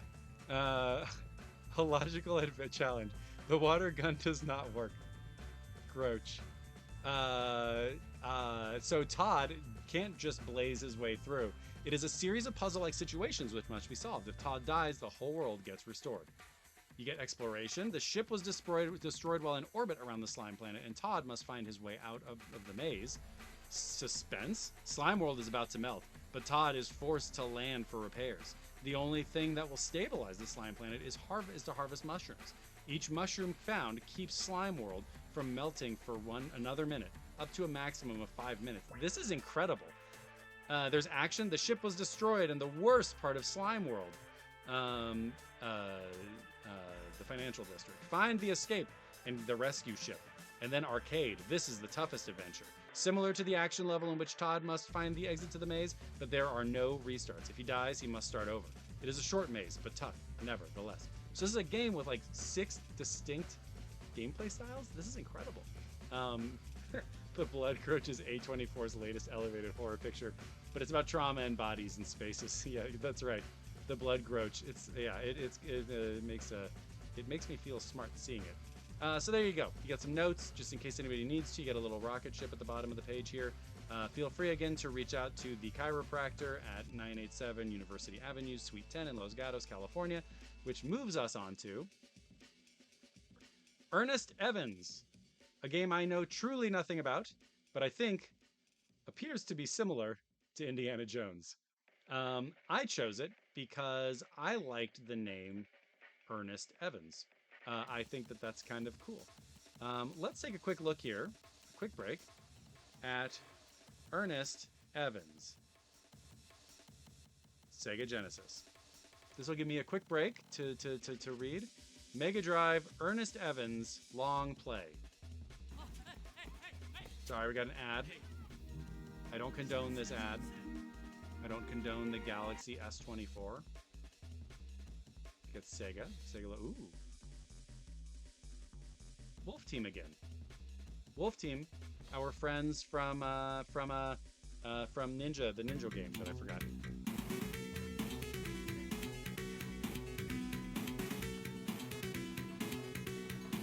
It's pretty cool. Yeah, this seems good.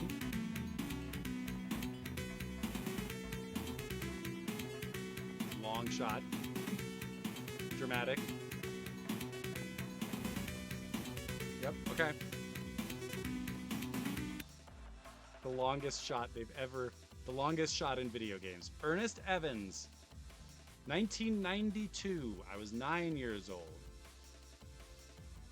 Oh, is Wolf Team the people who do the Tales of games? Oh, that's kind of cool. Well, here they are. Oof.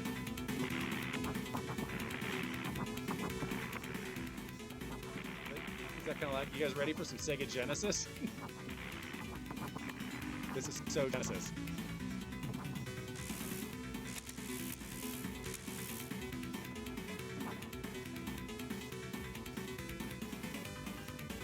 Whoa! Whoa! That was cool. Wait a second. Sorry, folks. I have to see that again. I love the way he rolls off. I have to see this again. I'm sorry about this. Yeah. Here goes the roll. When he's throwing his, when he's doing his whip while he's lying on the ground in agony. Okay, are any of these blood groaches or are these the tapeworms? Careful. Careful. Ernest, no. Okay.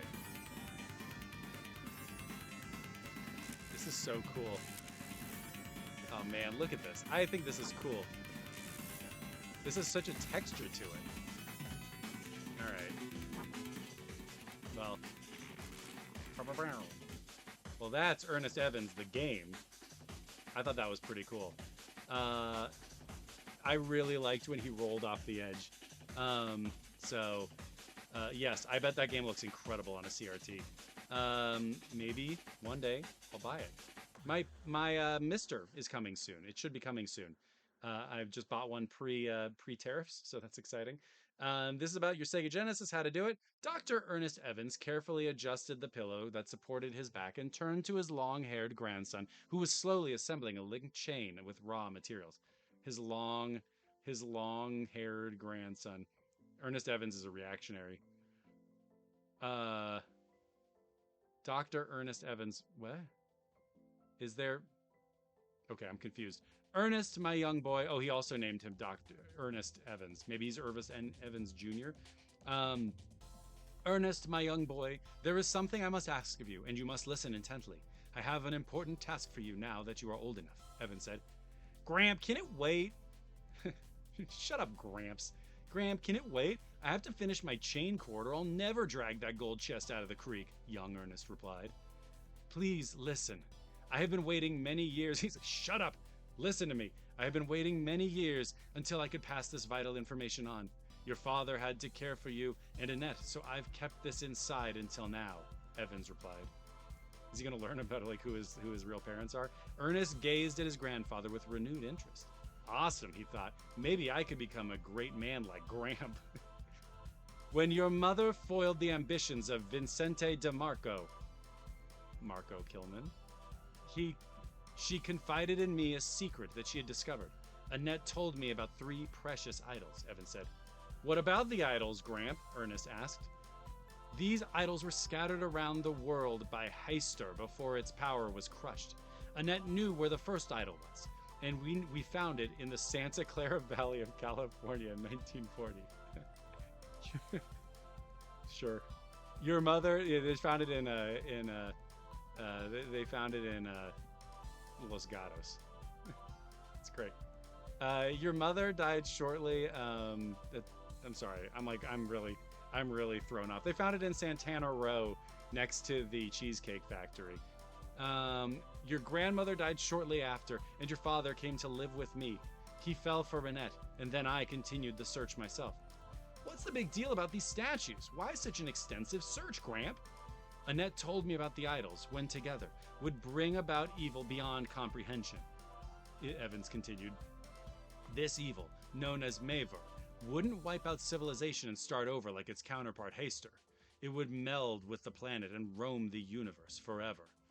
Ernest, my boy, it is the 1980s. This is good placement of the story. Ernest, my boy, it is the 1980s and you are now 23 years old.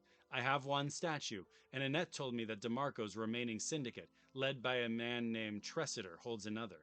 I know where the other statue is, and almost got it, but that was back when I broke both of my legs badly.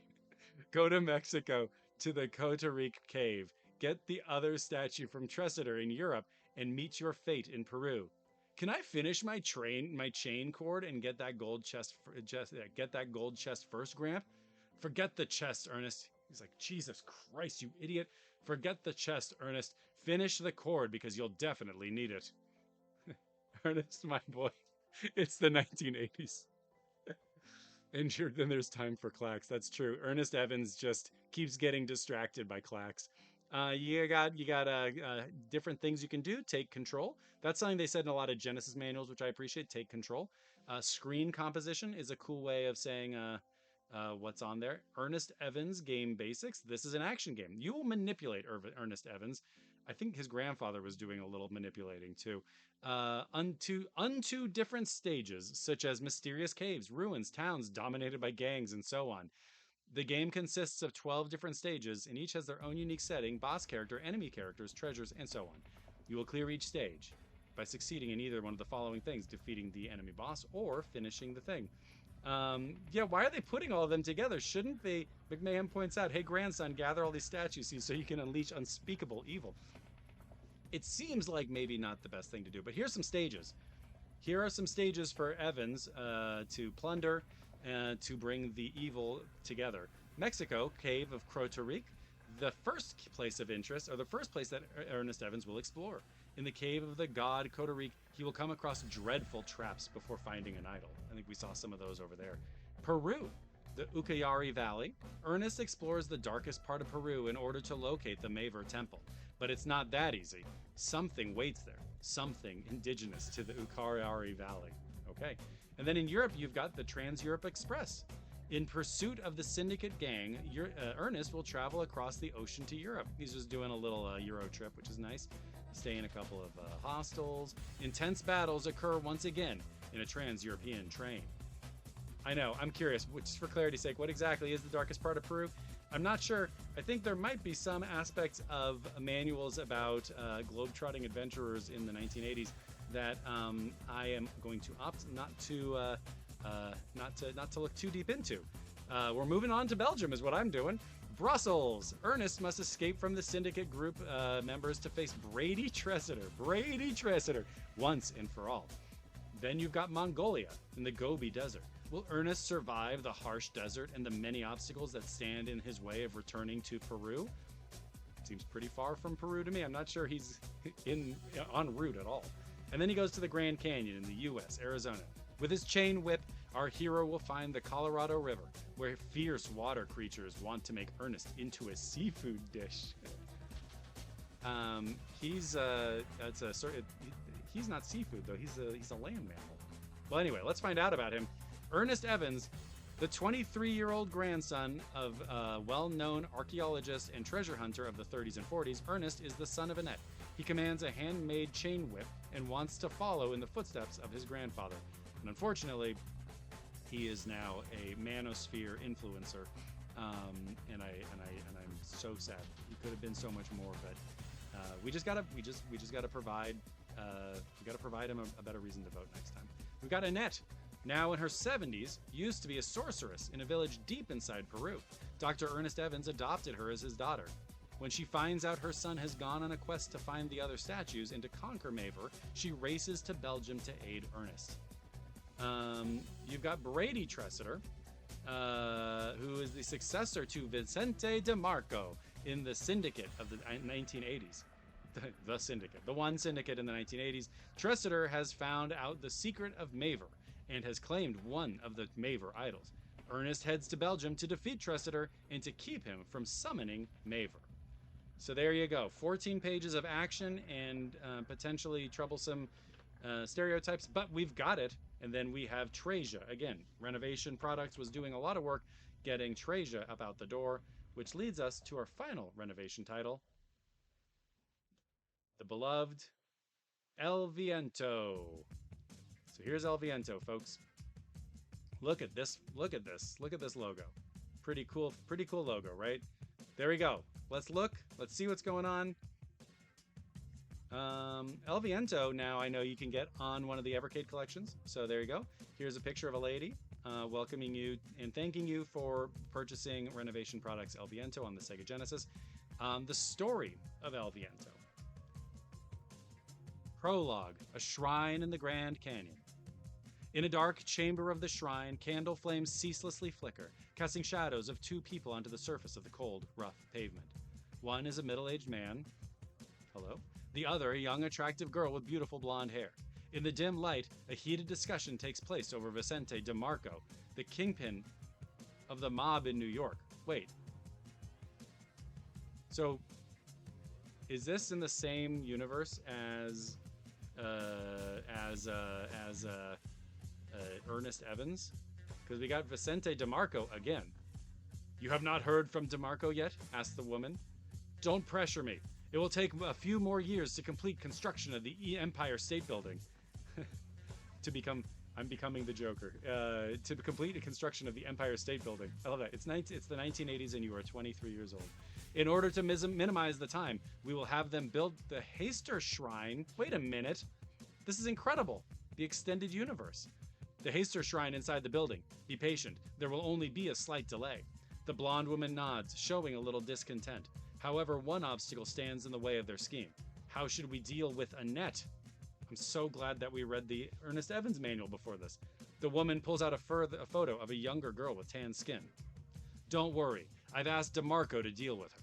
I expect that she will no longer cause problems within a few days. After a brief silence, malevolent smiles appear on their faces.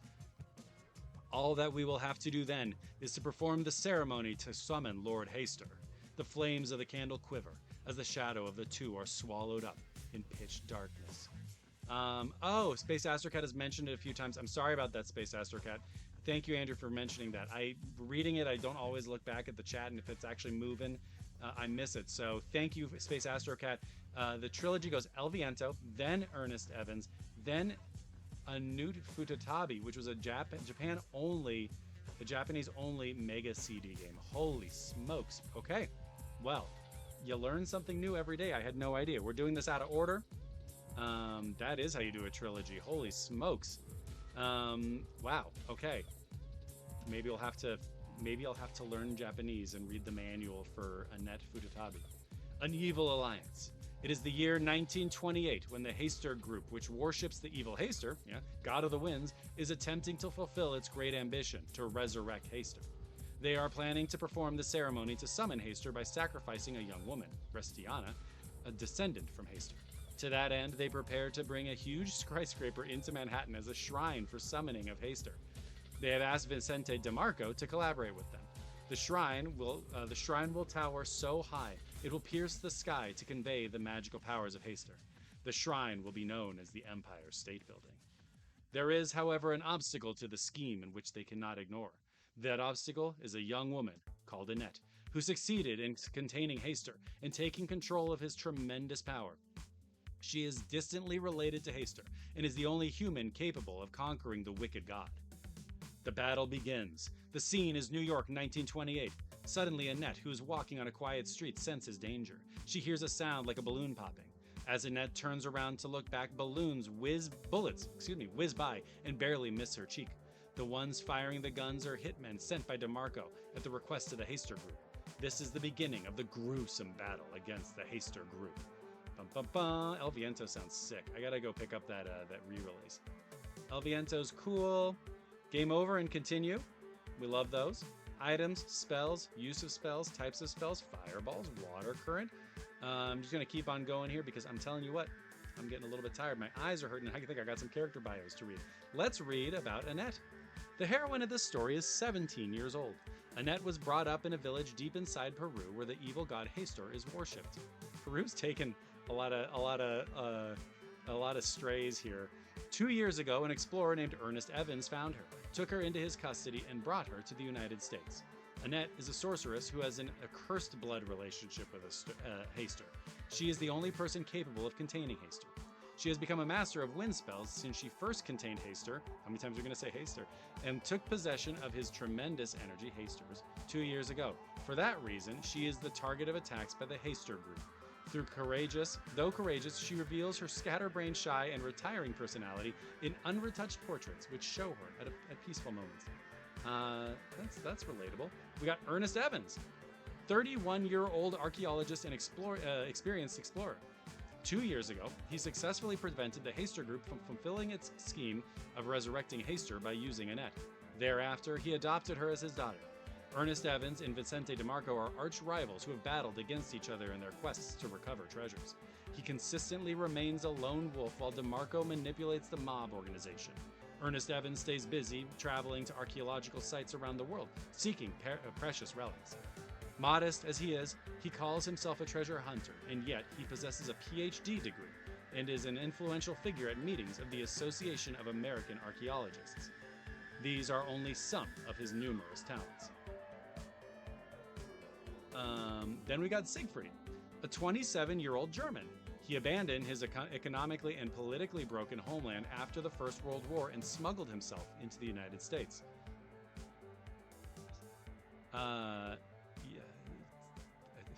Timely.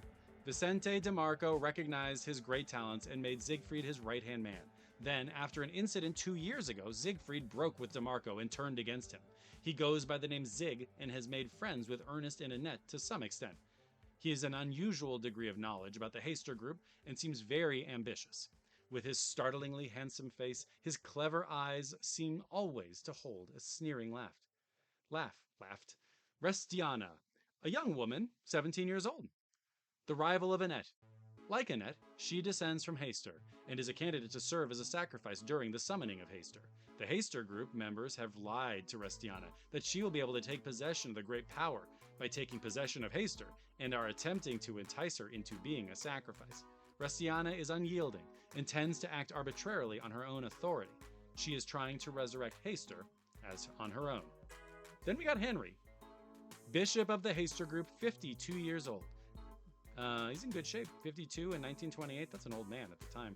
Henry has been making arrangements throughout his entire operation to summon Haster. He is the head of the group and has handled many schemes on a grand scale. Henry lacks many of the characteristics of a human, presumably because his fanatic dedication for many years. He is Haster's henchman, his minion. And then Vicente DeMarco, the man, the legend, the ultimate boss of the New York mob. DeMarco, who became a prominent figure in the United States underworld with the sale of bootleg liquor and with violence, it helps, I guess, has received a huge sum of advance money from the Haster group and is collaborating with the group to summon Haster. In the past, when the group asked DeMarco to help in the summoning, it was disrupted and the scheme ended in failure. Now, DeMarco lobbies the government to construct the Empire State Building along the Hudson River, whose location is appropriate both with respect to geography and direction of the summoning, then to renovate the interior into a shrine of Haster. And finally, Haster. Oh boy, this would have been helpful information earlier. The name may be pronounced as Hasutoru, one of the gods far beyond the understanding of mankind who presides over the wind. He is often called the evil god, which does not describe his nature exactly. Hasutoru bases his actions not on wicked intentions but toward his own goals, which are beyond the understanding of mankind. Hasutoru was not the slightest concern for mankind and does not care whether mankind lives or dies. The wicked enemy should be considered for the Hasutoru group, which attempted to Gotta reboot. 3, 2, 1. The truly wicked enemy should be considered the Haster. I'm just saying Haster group, which attempts to resurrect Haster, who is contained in Seriano of the Hiyadesu cluster to destroy the Earth. Yes, I think it's Hasutoru, but they just had me pronounce it Haster the whole game, the whole manual. Good God. El Viento consists of 8 stages. You got New York, the city where Vicente DeMarco rules. Groups of his mob in vintage cars, they were modern cars at the time though, attack Annette. The Speakeasy, which is a Prohibition-era club. The 20s of the era of Prohibition. Illegal drinking clubs run by the mob have mushroomed around the city during this period. In this set, the fight goes on. Automobile plant. In the 20s, the U.S. automobile industry enjoyed a remarkable growth. The auto factories were centered around Detroit in particular. This is called Haster. Okay, thank you, Space Astrocat. That makes more sense. Haster. I don't know. I'm reading hastily, so I wasn't giving myself time to pronounce Hastur correctly. So there you go. The renovation products thing. Also available, Aero Flash. We've read Aero Flash before. We have not yet read Gyres, Valis, or Gain Ground. We did read Dinoland, which was a lot of fun. Dinoland's manual, for those who remember, had a lot of factoids about dinos, and I thought that was pretty neat. So, let's go ahead and move on to Zombies Ate My Neighbors. Cheers, folks. Earlier I thought, I wouldn't do it because of the timing, but I was like, this would be a fun stream to have, a drink with, like a glass of wine or something. And I'm so glad the timing wouldn't have worked out for that, because I would have fallen asleep. This is tiring. This is tiring. I feel like I'm going. So please, if my energy is flagging, bear with me. Y'all are doing great. We have 4 more manuals to go. And I'm gonna try to make this happen by 2 o'clock. We'll see what happens. At least one of them is brief, but let's just jump right on in to our good friends over at Stretching Further and Longer so that I can figure out where the manual is. There we go, I did it. Let's move this to the side and let's bring this on down. Stretching.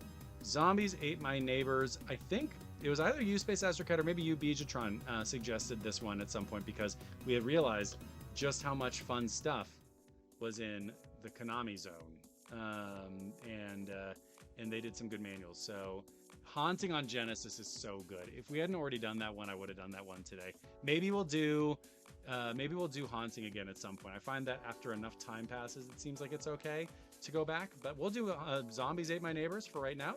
I remember as a kid being afraid of this game just because of the concept. I was worried about these poor people being haunted by zombies. But we'll read it now. You're about to have a very unusual gaming experience. Careful. This Konami game is loaded with ghouls, monsters, and zombies. Conquer 45 levels of giant ants, mad scientists, and big babies. The Proud Boys are in here. I had no idea. Find 7 bonus levels and earn points and stockpile your water pistols and other weapons. To get the most frightening enjoyment from this Super NES game pack, we recommend that you read this instruction manual completely before playing. Now, I did have a look at the Genesis manual, and they are essentially the same. There's no big difference, so there's no reason to read both of them here. And I went with the SNES manual because this one is in color. The Genesis one was in black and white. So, C, zombies hunting humans. C, aliens kidnapping cheerleaders. C, mummies maiming tourists. And see it all right on your television screen in Zombies Ate My Neighbors. There are monsters, werewolves, slimy blobs, and a bushel of other hideous creatures out to capture innocent people. They're attacking your neighbors' kids, their dog, and any other human they can find. It's up to you to use any means possible, to save the victims before the bad guys get them. You'll start with just a squirt gun and a first aid kit, but there are lots of weapons lying around that can help you win this battle. You'll find bazookas, weed eaters, Martian bubble guns, and the dreaded, powerful, blob-destroying ice pops. But wait, there's more. There are secret potions that can transmogrify you, become a super beast, and give the zombies a taste of their own medicine. Find the mystical Pandora's box that releases smart bomb energy blasts. Take inflatable clowns to use as decoys and collect keys to open doors to discover more valuable items. How to save the world. You'll play this game as one of 2 brave kids, Zeke or Julie. If you're playing the 2-player game, 1 player can pick each kid, but you can't have 2 Zekes or 2 Julies. If you don't like the name Zeke and Julie, you can call them by any other name. Nick and Beth, Spike and Sarah, Pat and Pat, whatever. We won't tell you what to do, but we know their names are really Zeke and Julie. There are 10 victims at the start of the game. You must rescue them before the monsters destroy them. Destroy is kind of a rough concept. Once all the victims are gone, either rescued by you or caught by the monsters, an exit door appears to let you leave that level. Unless the monsters got them all, then the game is over. You can then leave the level right away and continue to search for treasures or weapons. When you exit a level, your points are displayed and bonus points are added for the victims you saved. Saving all 10 earns you bonus points. There are other ways to earn bonus points as well. For example, you get a weed eating bonus on level 11 if you chop all of the killer weeds. You will continue progress through the game as long as you have victims' remainings and lives for yourselves. So there you go. We get to learn about the victims, which I think is dark, but that's pretty cool. Getting started, I like this. It tells you all about it here. What you do, password stuff, plugging in your controller. Number 6, you've done it. Password screen, Super Nintendo controller. Very neat. I just want to play this game right now. Know your neighbors. These are the fine folks you'll be trying to save throughout the games. You get cheerleaders, worth 1,000 points. Try to save the cheerleaders at the football game for big points. You get babies, 700 points, can turn into big trouble at certain times. That is so true. Dogs, 500. Trampoline girl, 300. Tourists, 200 points, but be careful around them after dark. Barbecue guy, this obnoxious neighbor is only worth 5 points, but his BBQ feast is worth 100 points. Look for extra burgers laying around. They'll boost your energy. They hate this guy. The inner tuber, look for this guy in the water and get 100 points. Soldier, 100 points, has weapons. Explorer, 500 points. Evil school teacher, she gives you a bad grade and 10 points. Maybe you're not spending enough time on your homework. Now I'm going to take exception to that, as at the beginning we did some recognition and appreciation for teachers. So Zombies Ate My Neighbors. Maybe it's time to come around on it. Maybe you would know how to fight zombies better if you listened to your teacher. Maybe that's what I'll say. The elusive son of Dr. Tongue. Find him and you'll learn what he's worth. I don't know if I want to find out what the son of Dr. Tongue is worth. You got weapons, you got a squirt gun, you got soda pop cans, you got bazookas, fire extinguishers, weed eaters, cut through weeds and monsters. You get ancient artifacts, silverware. If you come across a werewolf or two, there you go. Tomatoes, not as good as plates, but Martians hate them. Ice pops, and then you get a football. It says here, football, the great aim of education is not knowledge, but action, from Herbert Spencer. The great aim of the thrown football will be caught by the one of the guys in the funny-looking helmets. Zombies manual. That's action. They're having fun. I think this is pretty cool. You get these different things: monster potion, random potion, question marks bottle. There is no way to know what effect the potion will have. It could restore your health, give you a speed boost, cause damage, or turn you into the purple beast. There are other effects you will have to discover on your own, but we'll warn you that if you turn green, you turn mean. If you turn mean, you turn green. Not if you're a Ninja Turtle. Dr. Tongue, I presume. I like this. Look at all these cool characters. You guys want some good pixel art? To win the game, you'll have to beat the elusive Dr. Tongue in one final battle. He has created most of the creatures in this lab, and once you defeat him, the world will be safe again. Or will it? You got Vlad Belmont, the vampire. Vlad Belmont. Yeah. Zombie, Jelly Blob, Mummy, Tommy the Evil Doll. You've got Werewolf. You got Stanley Decker, the Chainsaw Maniac, the Pod Plant. Gilman of the Blue Lagoon, aka Brooke Shards. Brooke Shields. It's incredible. And you got the Mushroom Men. Thank you, folks. You get sample screenshots. So you got that. Level 25, Look Who's Shopping. Level 3, Terror on Aisle 5. Level 20, The Invasion of the Snakeoids. Level 2, The Evening of the Undead. Level 34, I Was a Chainsaw Maniac. And bonus level, Day of the Tentacle. Did this come out before Day of the Tentacle? Chat, help me. Did this come out before that? Use your first aid kits wisely. Have you ever seen frozen Jello? And I want to call this out. After that, we thought long and hard. These are notes from the developers. We thought long and hard about what to call this game. We threw out some other great titles, and we thought we should print some here. We'd love to hear your ideas too. You never know when a sequel will pop up. And they did do a sequel, right? Wasn't it Ghoul Patrol was the sequel? So Day of the Tentacle was June 25th, 1993. When did this game come out? Zombies Ate My Neighbors. So Day of the Tentacle, 1993. Is this a reference? I mean, it must be a reference to that, unless this is the first reference of it. So Day of the Tentacle, 1993. I'll read these and we'll come back to it. We thought long and hard about it. Here are some other names. Zombies Invade Suburbia. Zombies Need Barbecue Sauce. The Zombies Wrong Turn at Alpha 6. Suburban Zombie Bake Off. Suburban Zombie Bake Off. I feel like a number of these could just be like cool indie games now. Grave Consequences is good. Please don't feed the zombies. Don't build that mall here. Monsters. Michael Barone and the Zombie Hunters. Me Zombie Make Big Mistake. Ghouls Just Want to Have Fun. And The Return of the Teenage Son of the Bride of a Zombie Part 2. I see why they went with Zombies Ate My Neighbors, but I personally like Grave Consequences. And Zombies... So, wow. So, Day of the Tentacle was released basically a month before Zombies Ate My Neighbors. So there you go. Development at the same time. If anybody needs to, please feel free to screenshot the passwords here in this manual. In case you want to go to a certain level, I don't know what they are. We can. They're both LucasArts, so that makes sense. And yeah, there we go, from Konami. So pretty cool. Sad that there's no credits. I would have loved to have seen some credits in here. This was a fun manual, and that's pretty neat. So one more thing, three more manuals. We're moving along.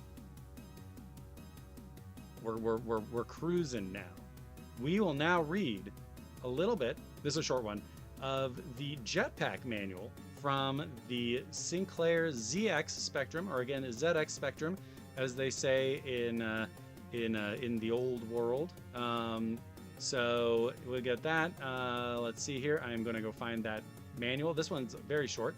I wanted to show this in part because I just like the art, and I'm still blown away that video games could be on tapes. I still don't quite understand it. So we're on the Spectrum now. So put on your hunting cap. This is inconsiderate of me. We'll put on our hunting cap and our pipe, and we'll go to Buckingham Palace, and we'll play Jetpack with the Queen, the King, I guess. That's what I know about culture. So apologies, but yes, we've got that, and we'll take a look at this screen here. There's a few different things. So Jetpack. This one's a little bit weird because, again, I don't have a manual. It was like on a tape, but I wanted to call out how cool this is. Let's see. So this is a tape. Imagine getting a tape of this and then being like, oh yeah, this rules. I'm stoked about this. I think this is pretty neat. Let's go ahead and read the manual, the back of the box, as it were. So here's the back of the box. I will say this. This is a game, Jetpack. So, you know, you can play like Rare Replay. I think it's in there, right? Because obviously Ultimate Play the game became Rare. There's the Stamper Brothers. And most games from that era and on a platform like the Spectrum, I just don't jive with. Like, they're just not, you know, they're before my time. I don't have any like real soft spot for them, so they're interesting, but most of them aren't ones that I like find a lot of fun to play most of the time, with the exception of Jetpack. I really like Jetpack. This game is really fun, so I wanted to give this one a little bit of love because I think it's neato. Let's read a little about it for the 16 or 48K RAM Sinclair ZX Spectrum. I mean, most of them are bad, but like, I think they all they build towards cool things. So I think Jetpack is a legitimately good one. The Acme Interstellar Transport Company is delivering spaceship kits to various planets in the solar system throughout the galaxy. And as chief test pilot, all you have to do is assemble the rockets and thrust onto your next destination. But I'm a big fan of a new paragraph that says "but" with an exclamation point at the end. As you don't often get the chance for a free trip across the galaxy, and space travel is oh so expensive, now is your chance to get rich. You might just as well stop off on several planets on your journey, collect the odd sack of precious gems, elements, or gold, and take them back with you. Sounds simple, doesn't it? This is about the human folly, the folly of greed.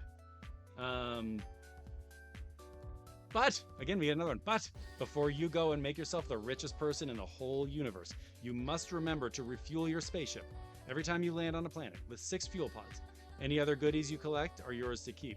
Upon landing, you will find yourself equipped with the very latest Hydrovac jetpack, which can automatically airlift almost any rocket stage, fuel pod, or valuables you care to land upon, and release them over the rocket ship base. Plus, mega powerful quad photon laser phasers to blast any nasty, mean little aliens who might object to your visit.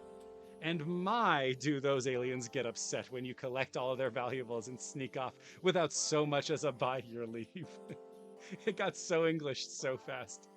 That was pretty cool. It got so English so fast. And my, do those aliens get upset when you collect all of their valuables and sneak off without so much as a by your leave.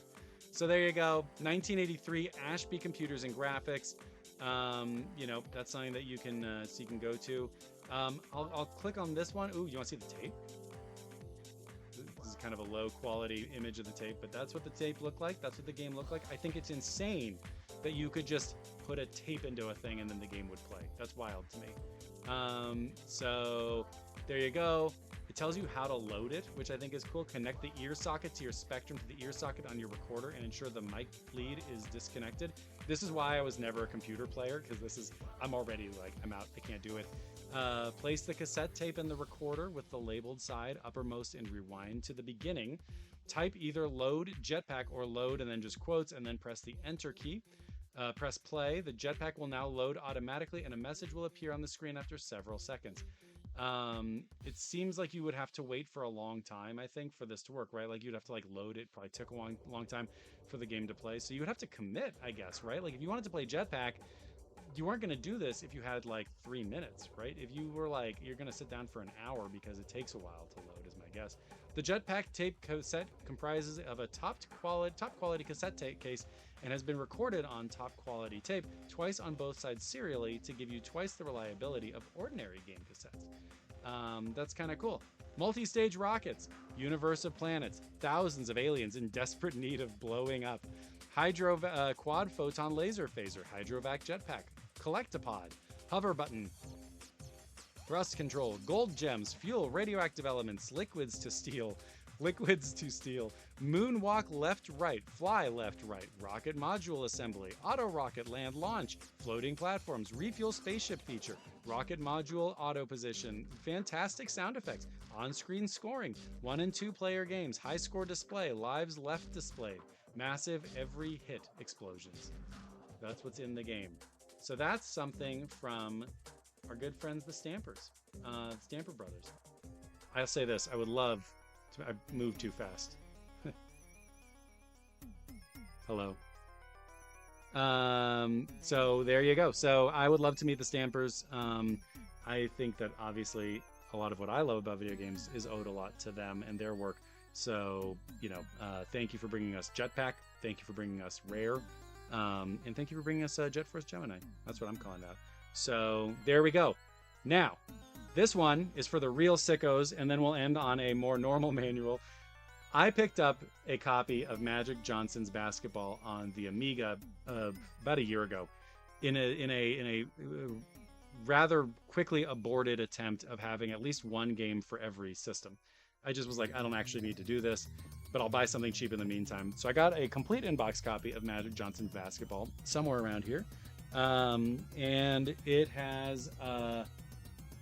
Is it around? Is it easy to get to? No, I can't find it. Anyway, Magic Johnson's Basketball. Anyway, it's got tapes, like little floppy disks in it, which again tells you the kind of gaming that I do.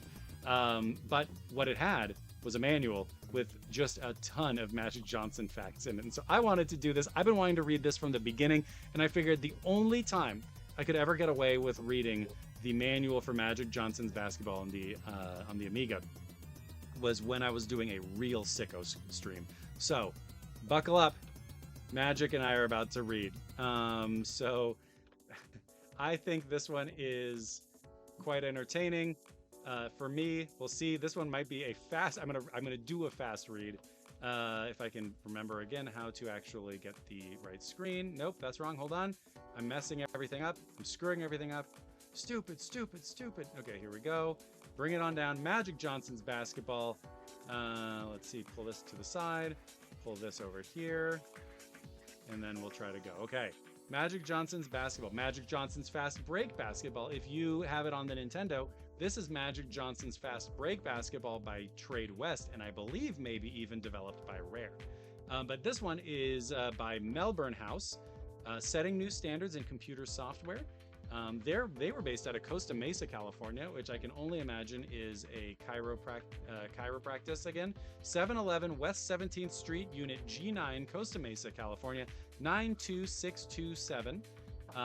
Went down that area semi-recently, and I saw a lot of Trump flags. So that's my takeaway. That's my experience of Costa Mesa. So I'm glad that Costa Mesa was able to provide us something a little bit better. Introduction. Arcade action brings the realism of the professional game home to you in this direct translation of the popular coin-op arcade game Magic Johnson's Fast Break Basketball. Magic Wood Johnson Foundation. Now you can experience the fast action of a real arcade sports game on your home computer. Dribble down court and zigzag to outmaneuver the opponent guarding you. Everyone playing when they talk about basketball. It's a naturopath now. Wow. You know what? It's all in one line here. This is how people always talk about basketball. People who really love and know the game of basketball always talk about zigzagging on the court. Pass to your teammate and then cut inside the key just as he snaps it back to you for you to slam dunk it in. It's a magic show. So there's a lot of stuff here about pressing return and entering things. We're not going to read about the computer or about all the modes. They tell you a lot about the rules, if I remember correctly, in here. Dribbling, whenever a player gains possession of the ball, he will automatically start dribbling and continue to dribble until he shoots, attempts a field goal, passes, or loses the ball. Offensive fouls, charging will be called. I mean, this teaches you everything about basketball. So actually, if you're somebody who wants to get into basketball but doesn't have the time to watch a basketball game or anything, you can read the manual. So there you go. Free throws are accomplished using the same controls as those of the field goal. You get some cool little graphics showing you things. Don't worry, I'm gonna get to the magic facts. But there's a lot. You've got this unique test of your ability in the magic show. Now go have some fun. As Magic says, it's party time. Let's read a little bit about Mr. Magic himself. Here we go, folks. I'm gonna zoom in on this one. I have to. Magic Johnson. I wanted to do Round Ball Rock, the John Tesh song, but I was afraid that I would get kicked off the internet if I did that, so we didn't do it. Magic Johnson, 6'9", 220 pounds. He's a guard, born August 14th, 1959 in Lansing, Michigan. He went to Everett in Lansing. He went to college in Michigan State in 1981, and he lives in Los Angeles. Selected by the Lakers in the first round, first overall of the 1979 college draft. In 1986-87, Irvin earned his first MVP award after leading the team in scoring in the league in assists. Last year, his value could best be illustrated by what happened when he wasn't around. The Lakers were 49-10 when he re-injured his strained right groin muscle March 10th in Chicago and lost as many times in the next 19 games, 9-10, as he missed 10 and worked his way back into the lineup. Didn't have such a bad season anyhow, averaging 19.6 points, the second highest average for a full season, and 11.9 assists to rank second in the league. Voted the All-NBA first team 6th year in a row. Failed to shoot 50% field goals for the first time in his career, finishing at .492, but had the second highest free throw percentage of his career, and made his career best 11 three-point field goals. Ranking third on the club in scoring. Had some of his best games in the end of the season, tying the club's single-game regular season record for assists he shares with Jerry West, getting 23 on April 20th in Dallas. Had 3 triple-doubles in the final 8 games of the season and finished the season on a league-high 12 triple-doubles, 95 lifetime, past Jerry West, Nate Archibald, Guy Rogers, Bob Cousy, April 15th versus Phoenix, to move into third place on the NBA's all-time assist list with 7,037. 7 of his top 9 assist performances were on the road. The Lakers finished the season 13-10 after he was injured, 5-5 without him, now 59-40 without him lifetime. Hit 85 of 202 field goals, 4-2-1, over his last 19 games. Season high 39 points versus Houston, January 18th, the most by a Laker all year. 14 rebounds at New York, March 9th. Double-figure assists in 50 of his 72 outings. Season highlight was his buzzer-beating bank shot from 20 feet, lifting the Lakers to a 115-114 win in Boston, December 11th, initiating the club's 15-game winning streak. Earned Lone Player of the Week honor that week, after winning that honor unprecedented 5 times in 86-87. Led the team in assists in 66 of his 72 outings, scoring 21 times and rebounds on 14 occasions. Averaged 19.9 points, 5.4 rebounds, and a team-leading 12.6 assists off the playoffs.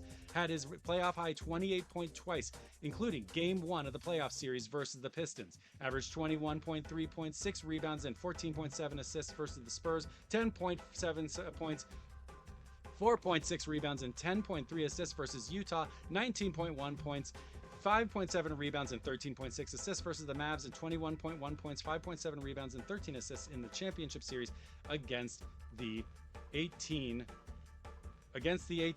Oh no, shit, damn it, there's a whole nother page here. Against the...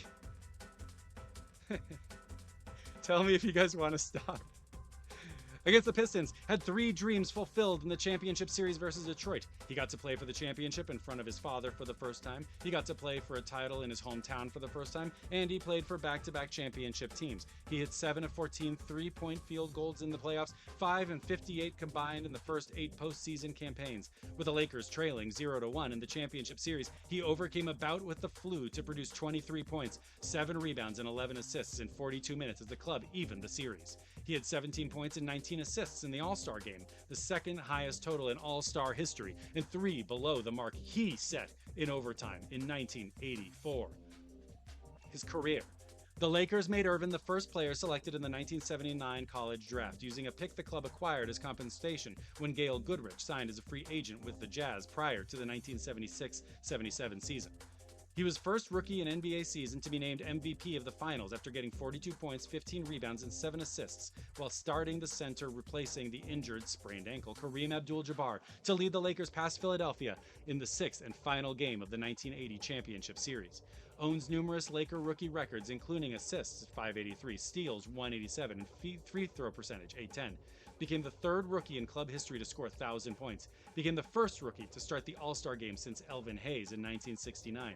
Unanimous member of all rookie team and runners-up Larry Bird in the Rookie of the Year voting. Became the third player to have won the NCAA and NBA titles back-to-back, joining Bill Russell and Henry Bibby. And Billy Thompson became the fourth in 1986-87.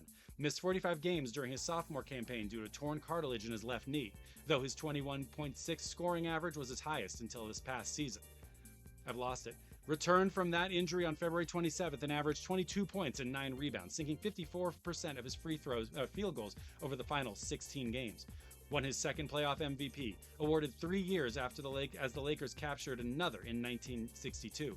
Joined Oscar Robertson and Wilt Chamberlain as the third player to record 700 points, rebounds, and assists that season.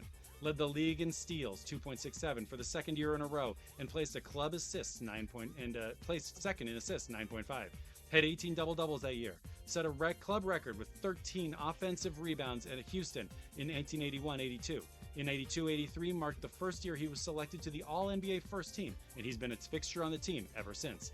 Led the league in assists that season, 10.5. Broke Jerry West's club record with 829 assists that season, and he's improved the record in 3 of the 5 seasons since then. In 1983-84, he was the inaugural winner of the Schick Pivotal Player Award, the top vote-getter of the Sporting News All-NBA team. Those are certainly things that still exist. Led the league in assists, averaging an NBA record of 13.1. Tied Jerry West's club record with 23 assists in a game against Seattle, and set an NBA playoff record with 24 assists against Phoenix in the Western Conference Final. He had 968 assists in 1984-85, the third highest total in NBA history at that time, though he did not lead the league. Handed out his 5,000th career assist on March 13, 1986 versus Seattle. Became the first player to receive more than 1 million votes in the 1986 All-Star balloting. Had his greatest season in 1986-87, joining Willis Reed, Moses Malone, and Larry Bird as the only players to be named NBA MVP of the regular season and championship series in the same season. Scored his 10,000th point at Portland February 6, 1987. Became all-time leader in assists in the All-Star Game competition. Ranks third on the NBA all-time assist chart. Tops amongst active players and needs 175 feeds to pass number 2, Len Wilkins. Ranked 7th all-time steals, second among active players behind Maurice Cheeks. All-time NBA playoff leader in assists and steals in 8 minutes free throws made. FTM? I don't know. Passed Jerry West to become Lakers' all-time leader in assists and tops the club in assists, average, and steals. Second in offensive and defensive rebounds. Fourth in minutes and free throws made. Fifth in free throw attempts, points, and scoring averages and block shots. Sixth in field goal made and EG percentage. I don't know what that stands for. Seventh in games and 8th field goal attempts and free throw percentage and rebounds. In college, led Michigan State to 25-5 record as a freshman as the Spartans won their first Big Ten title in 19 years. MSU went 26-6 his sophomore year and won the NCAA tournament, beating Indiana State and Larry Bird in the finals. Named Final Four MVP that year, the first of 3 titles and postseason MVP awards in a 4-year span that included his first 3 pro seasons. Selected by the Lakers as the number 1 pick in the NBA draft following his sophomore year. We're almost there, but we got to learn a little bit about Magic's personality. Irvin received his nickname Magic from a Lansing sports writer after a 36 points, 16 rebounds, 16 assist performance in high school. Spent part of the summer conducting his basketball camps and speaking at various others around the country. Also traveled to Hawaii and the Bahamas and played in a few charity All-Star games. Had another dream come true when both teams topped 200 points, 203 to 202, in his annual Midsummer Night's Magic All-Star game benefiting the United Negro College Fund before a sold-out show at the Forum. This year's game and the black tie dinner netted over $650,000 at the expenses. That's $16 million now. And he's helped raise more than $1.5 million for the UNSFC over the past 3 summers. Voted the American Express NBA Man of the Year for 1986 and 87 by the fans of his charity and community service network. Voted to the NBA's official voted to the NBA's official all-interview first team in the past 2 years. He and the Bird were the first athletes to appear in a rock video, Loverboys Working for the Weekend, in 1986. Has numerous nationwide endorsements and actively involved in several charities, including a program for students with reading disabilities in Lansing. Avid softball player and a rabid baseball and football fan. His autobiography, Magic, was published in the spring of 1983. Plans to return to school to finish the requirements for the communications degree he put on hold when he left school to join the NBA after his sophomore year. Irvin is single and lives in Los Angeles. And that's the story of Magic Johnson's basketball. I gotta be honest. That took a lot out of me. If anybody's still here, thank you for being there for that. To be continued. Yeah, to be continued. That's the end of the story, actually. That's the end of the story. Nothing else. That was a lot of fun. That was hard. I feel it in my back. My upper back is how I feel it right now. So let's do this. Let's do one more manual. I'll do one more manual. McMahon, you are a monster. Thank you for staying. Anybody else here who's still here, thank you for staying. If for any reason you've left, that is a-okay. Fully get it. I'm just grateful. Let's rock. Let's rock. That's what the when I turn on the my Marvel vs. Capcom 2 arcade 1-up thing, that's what the Hulk says, and he says it in a really loud way no matter how low the volume was when you turn it on. So good luck turning that machine on when the family's asleep.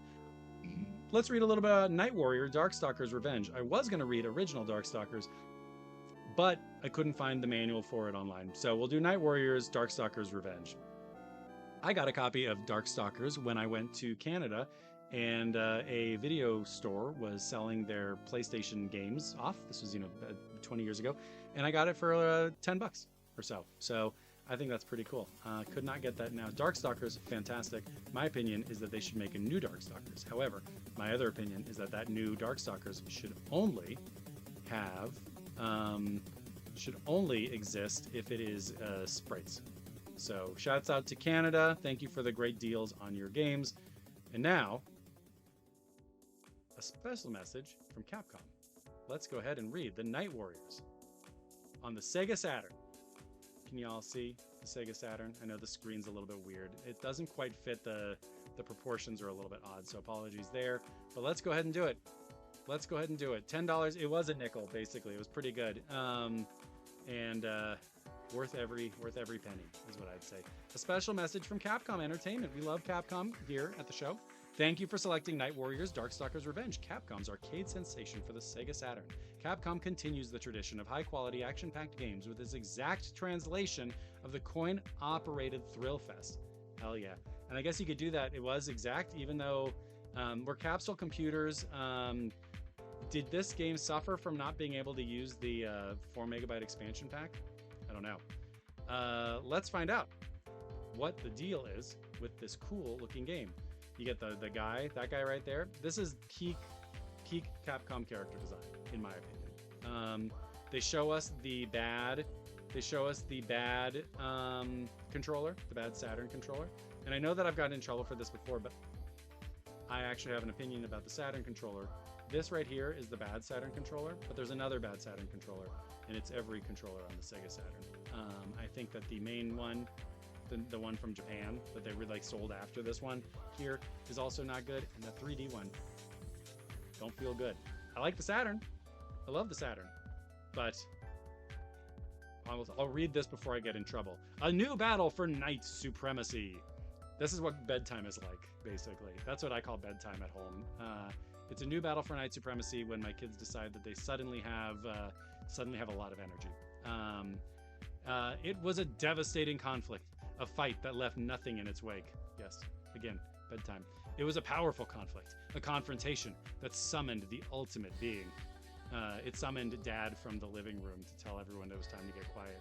It was a prolonged conflict, a battle that culminated in a single victor. Usually my kids. It was an unfinished conflict. A new fight ensues for night supremacy. 2 new Darkstalkers materialize to extract revenge for their families who perished at the hands of the Darkstalkers. Conjuring the powers of their ancestors, Donovan and Shenko have sworn destruction to those who stand in their way. Once again, the Darkstalkers are awakened to stand up for the challenge. Only one can be victorious in this battle of the Night Warriors. So you learn about the game, you learn about what to do. Look at, man, this art is so good. God, this is so good. I'm telling you, like, I'm sure that if they did it with like 3D graphics the way that they can do it now, like Street Fighter 6 is a gorgeous game. It's beautiful. Like, I'm sure they could make it amazing, but like, I really want these characters in just beautiful, beautiful pixel form. So we'll keep on moving. They got diagrams, but we got character bios. So we're here for the character bios. We got Donovan Bane. Donovan Bane is a Dark Hunter. He was born, no one knows. He was born, no one knows. Happy birthday, Donovan, presumably. He's 6'4" and weighs 216 pounds. Donovan is an enigmatic man. I'm going to zoom in just a little bit for my eyes because now I can feel the age creeping in. An enigmatic man with a mysterious background, one that he never talks about. Donovan travels the world searching for and battling against the forces of darkness. Some have speculated that his family was destroyed by one or more of the Darkstalkers, while others believe that he may be descended from one of them. No one even knows the truth of his destiny or his curse. Whatever the reason, he is a cold, efficient fighting machine, one sworn to the destruction of the Darkstalkers. Although he normally travels alone, he has become the protector of a young girl who has been living in a state of near shock since the destruction of her family at the hands of the Darkstalkers. He feels that this emotionless child may hold the key to his destiny. She has the power to detect the Darkstalkers, and now leads the Dark Hunter to them, wherever they are. So he has hair. We don't know his blood type. You're right, McMahon, he has his hair. We don't know what his blood type is, but I would tell you, it seems like his blood type is boiling because he's real mad about what has happened because of the Darkstalkers. So there you go. Video game manuals use the word destroy a lot when they talk about killing things, I feel like, which is very scary. We've got Shenko. Shenko was born in, he's a Chinese ghost, was born in China in 1730, 6 feet tall and 95 pounds, real lean. Shenko and her sister were born in the 1700s during one of China's more turbulent periods. While they were still young girls, their mother was killed by one of the Darkstalkers. Probably Dimitri. Probably Dimitri. It's a real Dimitri move. Not knowing of the evil that had taken their mother, the girls set off to find out what happened, only to fall themselves to the forces of darkness. As they breathed their last breath, they each made a vow. One, to free or avenge the spirit of their mother. The other, to avenge themselves against the power of the night by destroying the Darkstalkers. Although they have yet to realize it, they are rapidly becoming exactly what they had vowed to destroy. They swore to destroy, They now race against time to complete their tasks before their humanity drains out completely. These are cool stories. I'm disappointed they don't have exact dates for their birthdays, so I'm presuming that they are all born today. Happy birthday, Shenko. Happy birthday, Dmitry Maximov, the Vampire Prince of Darkness. He was born in 1483. He's 6'5" and weighs 23 pounds. Good, he could be a real good power forward. Dmitry has called together the Darkstalkers to prove. You should see Dmitry next to Magic Johnson. Be a heck of a talk about a magic show. Dmitry has called together the Darkstalkers to prove he's still Lord of the Night. Even after 500 years, his fighting skills have not dulled, and he is up to any new challenge. The vampire is a good standard character. His normal moves are powerful and useful. Utilize his jumping and standing hard punches. Be careful though, as these attacks are ineffective against Jay Talbane and Morgan. Interesting. We got John Talbane, the werewolf, the Whirlwind Wolfman. Oh, he's a radio DJ. He's from England, 1940. part of the greatest generation. He's 6'1" and 154 pounds. John inherited the family curse of lycanthropy, lycanthropy, early in his life, becoming a wolf man. Boys becoming men, men becoming wolves. At first, he sought an escape from his curse, but he's now come to accept what he is, which is kind of cool. He doesn't have many special moves, but he's agile. His range for attacks is half the other characters, yet his throws are nearly the same range as the other characters. It'll take much practice to master the werewolf. You've got Frankenstein. You got Victor von Gurdenheim, the Crusher Corpse. He's from Germany in 1830. He's a big boy. He's 8'1" and he's 507 pounds. He's the creation of the Mad Doctor von Gurdenheim. So he's Gurdenheim's monster. While his creator is long gone, Victor still struggles to find a place in this world. He's a sad boy. You got Lord Raptor, which is a cool name. He's a zombie, the Rocker of Death. These designs are so good. Like, look at the art is so good. Like, look at, it's just beautiful. I love this stuff. He's from 1889. He's 5'10". He's 86 pounds. Lord Raptor is an aristocrat who believes he should bear the title of Lord of the Night. Although born during the Victorian age, he finds modern speed metal music more to his liking. Sounds like he believes that he should have more than he deserves. Just because he's a rich guy doesn't mean he should be Lord of the Night. We've got the succubus Morrigan Einslade, Queen of the Night. She's from Scotland. She's extremely old. She was born in the 1600s. She is 5'7" and weighs 128 pounds. Morrigan takes her last name from an ancient queen of Scotland. She is known as a temptress and a mistress of the night. She wishes to become queen of the night. The succubus has the ability to perform combination attacks quickly. Her standing medium punch and standing hard kick are most potent. She can also get behind an opponent and attack before they can block using her diagonal dash ability. Morrigan is a solid fighter for novice characters. We got Anakaris, the pharaoh from the crypt, the mummy. These guys are like have like wrestling names here. He's Egypt, 2664 BC. He's 8'9" and weighs between 18 ounces and 1,212 pounds. It's variable. Anakaris was once the greatest warrior pharaoh, and now 5,000 years later, he intends to prove that he is still the greatest warrior in existence. He's slow, but has dazzling attacks. The first time I saw him in the arcade, I lost my mind. We got Felicia, who's a cat woman. She is a teen feline dreamer. She was born in Las Vegas in 1967, so she's a baby boomer. She is 5'6", and she weighs 128 pounds. She's in her 50s now, I think. So congrats, or 60s almost, right? 50s? I don't know. Felicia is an exotic battle dancer, the youngest of the Darkstalkers. She intends to prove her strength to all. Okay, good. There you go. I like that. She uses her cat claws very well and is her best and strongest weapon. The Catwoman is a balanced fighter, yet tends to be wide open to attacks after she executes her special moves. Be careful. We got Bishamon, the samurai, the accursed warrior. He's from Japan, 1673, 6'2", 132 pounds. Bishamon was charged with protecting his land and his people. To do so, he donned a forbidden suit of armor and a cursed sword. Because of these forbidden items, he has never rested from his duty. He has a noble heart, however, and still defends his honor. So he's a good dude. We got Rikyo, hero of the sea. He's a merman. He's from Brazil, 1983. He's 6 feet tall and 137. Believed to be the last of his aquatic race until The Shape of Water came out. Rikuo searches for the world for news of others his kind. So hope he finds that. Hope he finds it. Hope he sees it. He'd love it. He'd love the movie. We got Bigfoot, Sasquatch, Snow Hulk.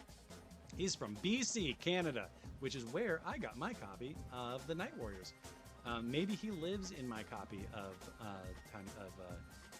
Darkstalkers. He's from 1903. He's 5'5", but he's 397 pounds. He's got to cut back on the carbs. Leader of an ancient race of snow people, Sasquatch has decided to make the outside world aware of his people. Why not? He's cute. Then we got Huitzol. From Mexico, 520 AD, 7'3", 2.27 pounds. Constructed to be the ultimate guardian. Huitzol, like Megan in the movie Megan, Hutzel has been programmed by the ancient Mayan people to protect Central America from great evil and from any other outside threat. Utilize his plasma beam, which comes from 2 different heights. His missiles explode for a while, so build your attack with his arsenal. That's right. They were always back in 520. They were always building plasma beam weapons. We got Pyron, who's from the planet Hellstorm and is born in 1991. So we've got a younger millennial over here, Pyron. And I think Pyron is actually exhibiting a lot of what we've been feeling in this generation with this image here. Pyron is the supreme overlord of this world, if only. He is a being composed of almost pure energy that can take solid form. Being a totally unnatural creature, he feels that he should be the lord of the Darkstalkers. Who am I to judge? Who am I to say otherwise? We've got some strategy notes. Let's see if there's any credits. This is an interesting day of the manuals. This is maybe the first day in manual reading that I've done for a while. Just a bunch of stuff without any credits whatsoever. Ooh, but we do get this. So no credits, but we do get this. And I think maybe that's worth it.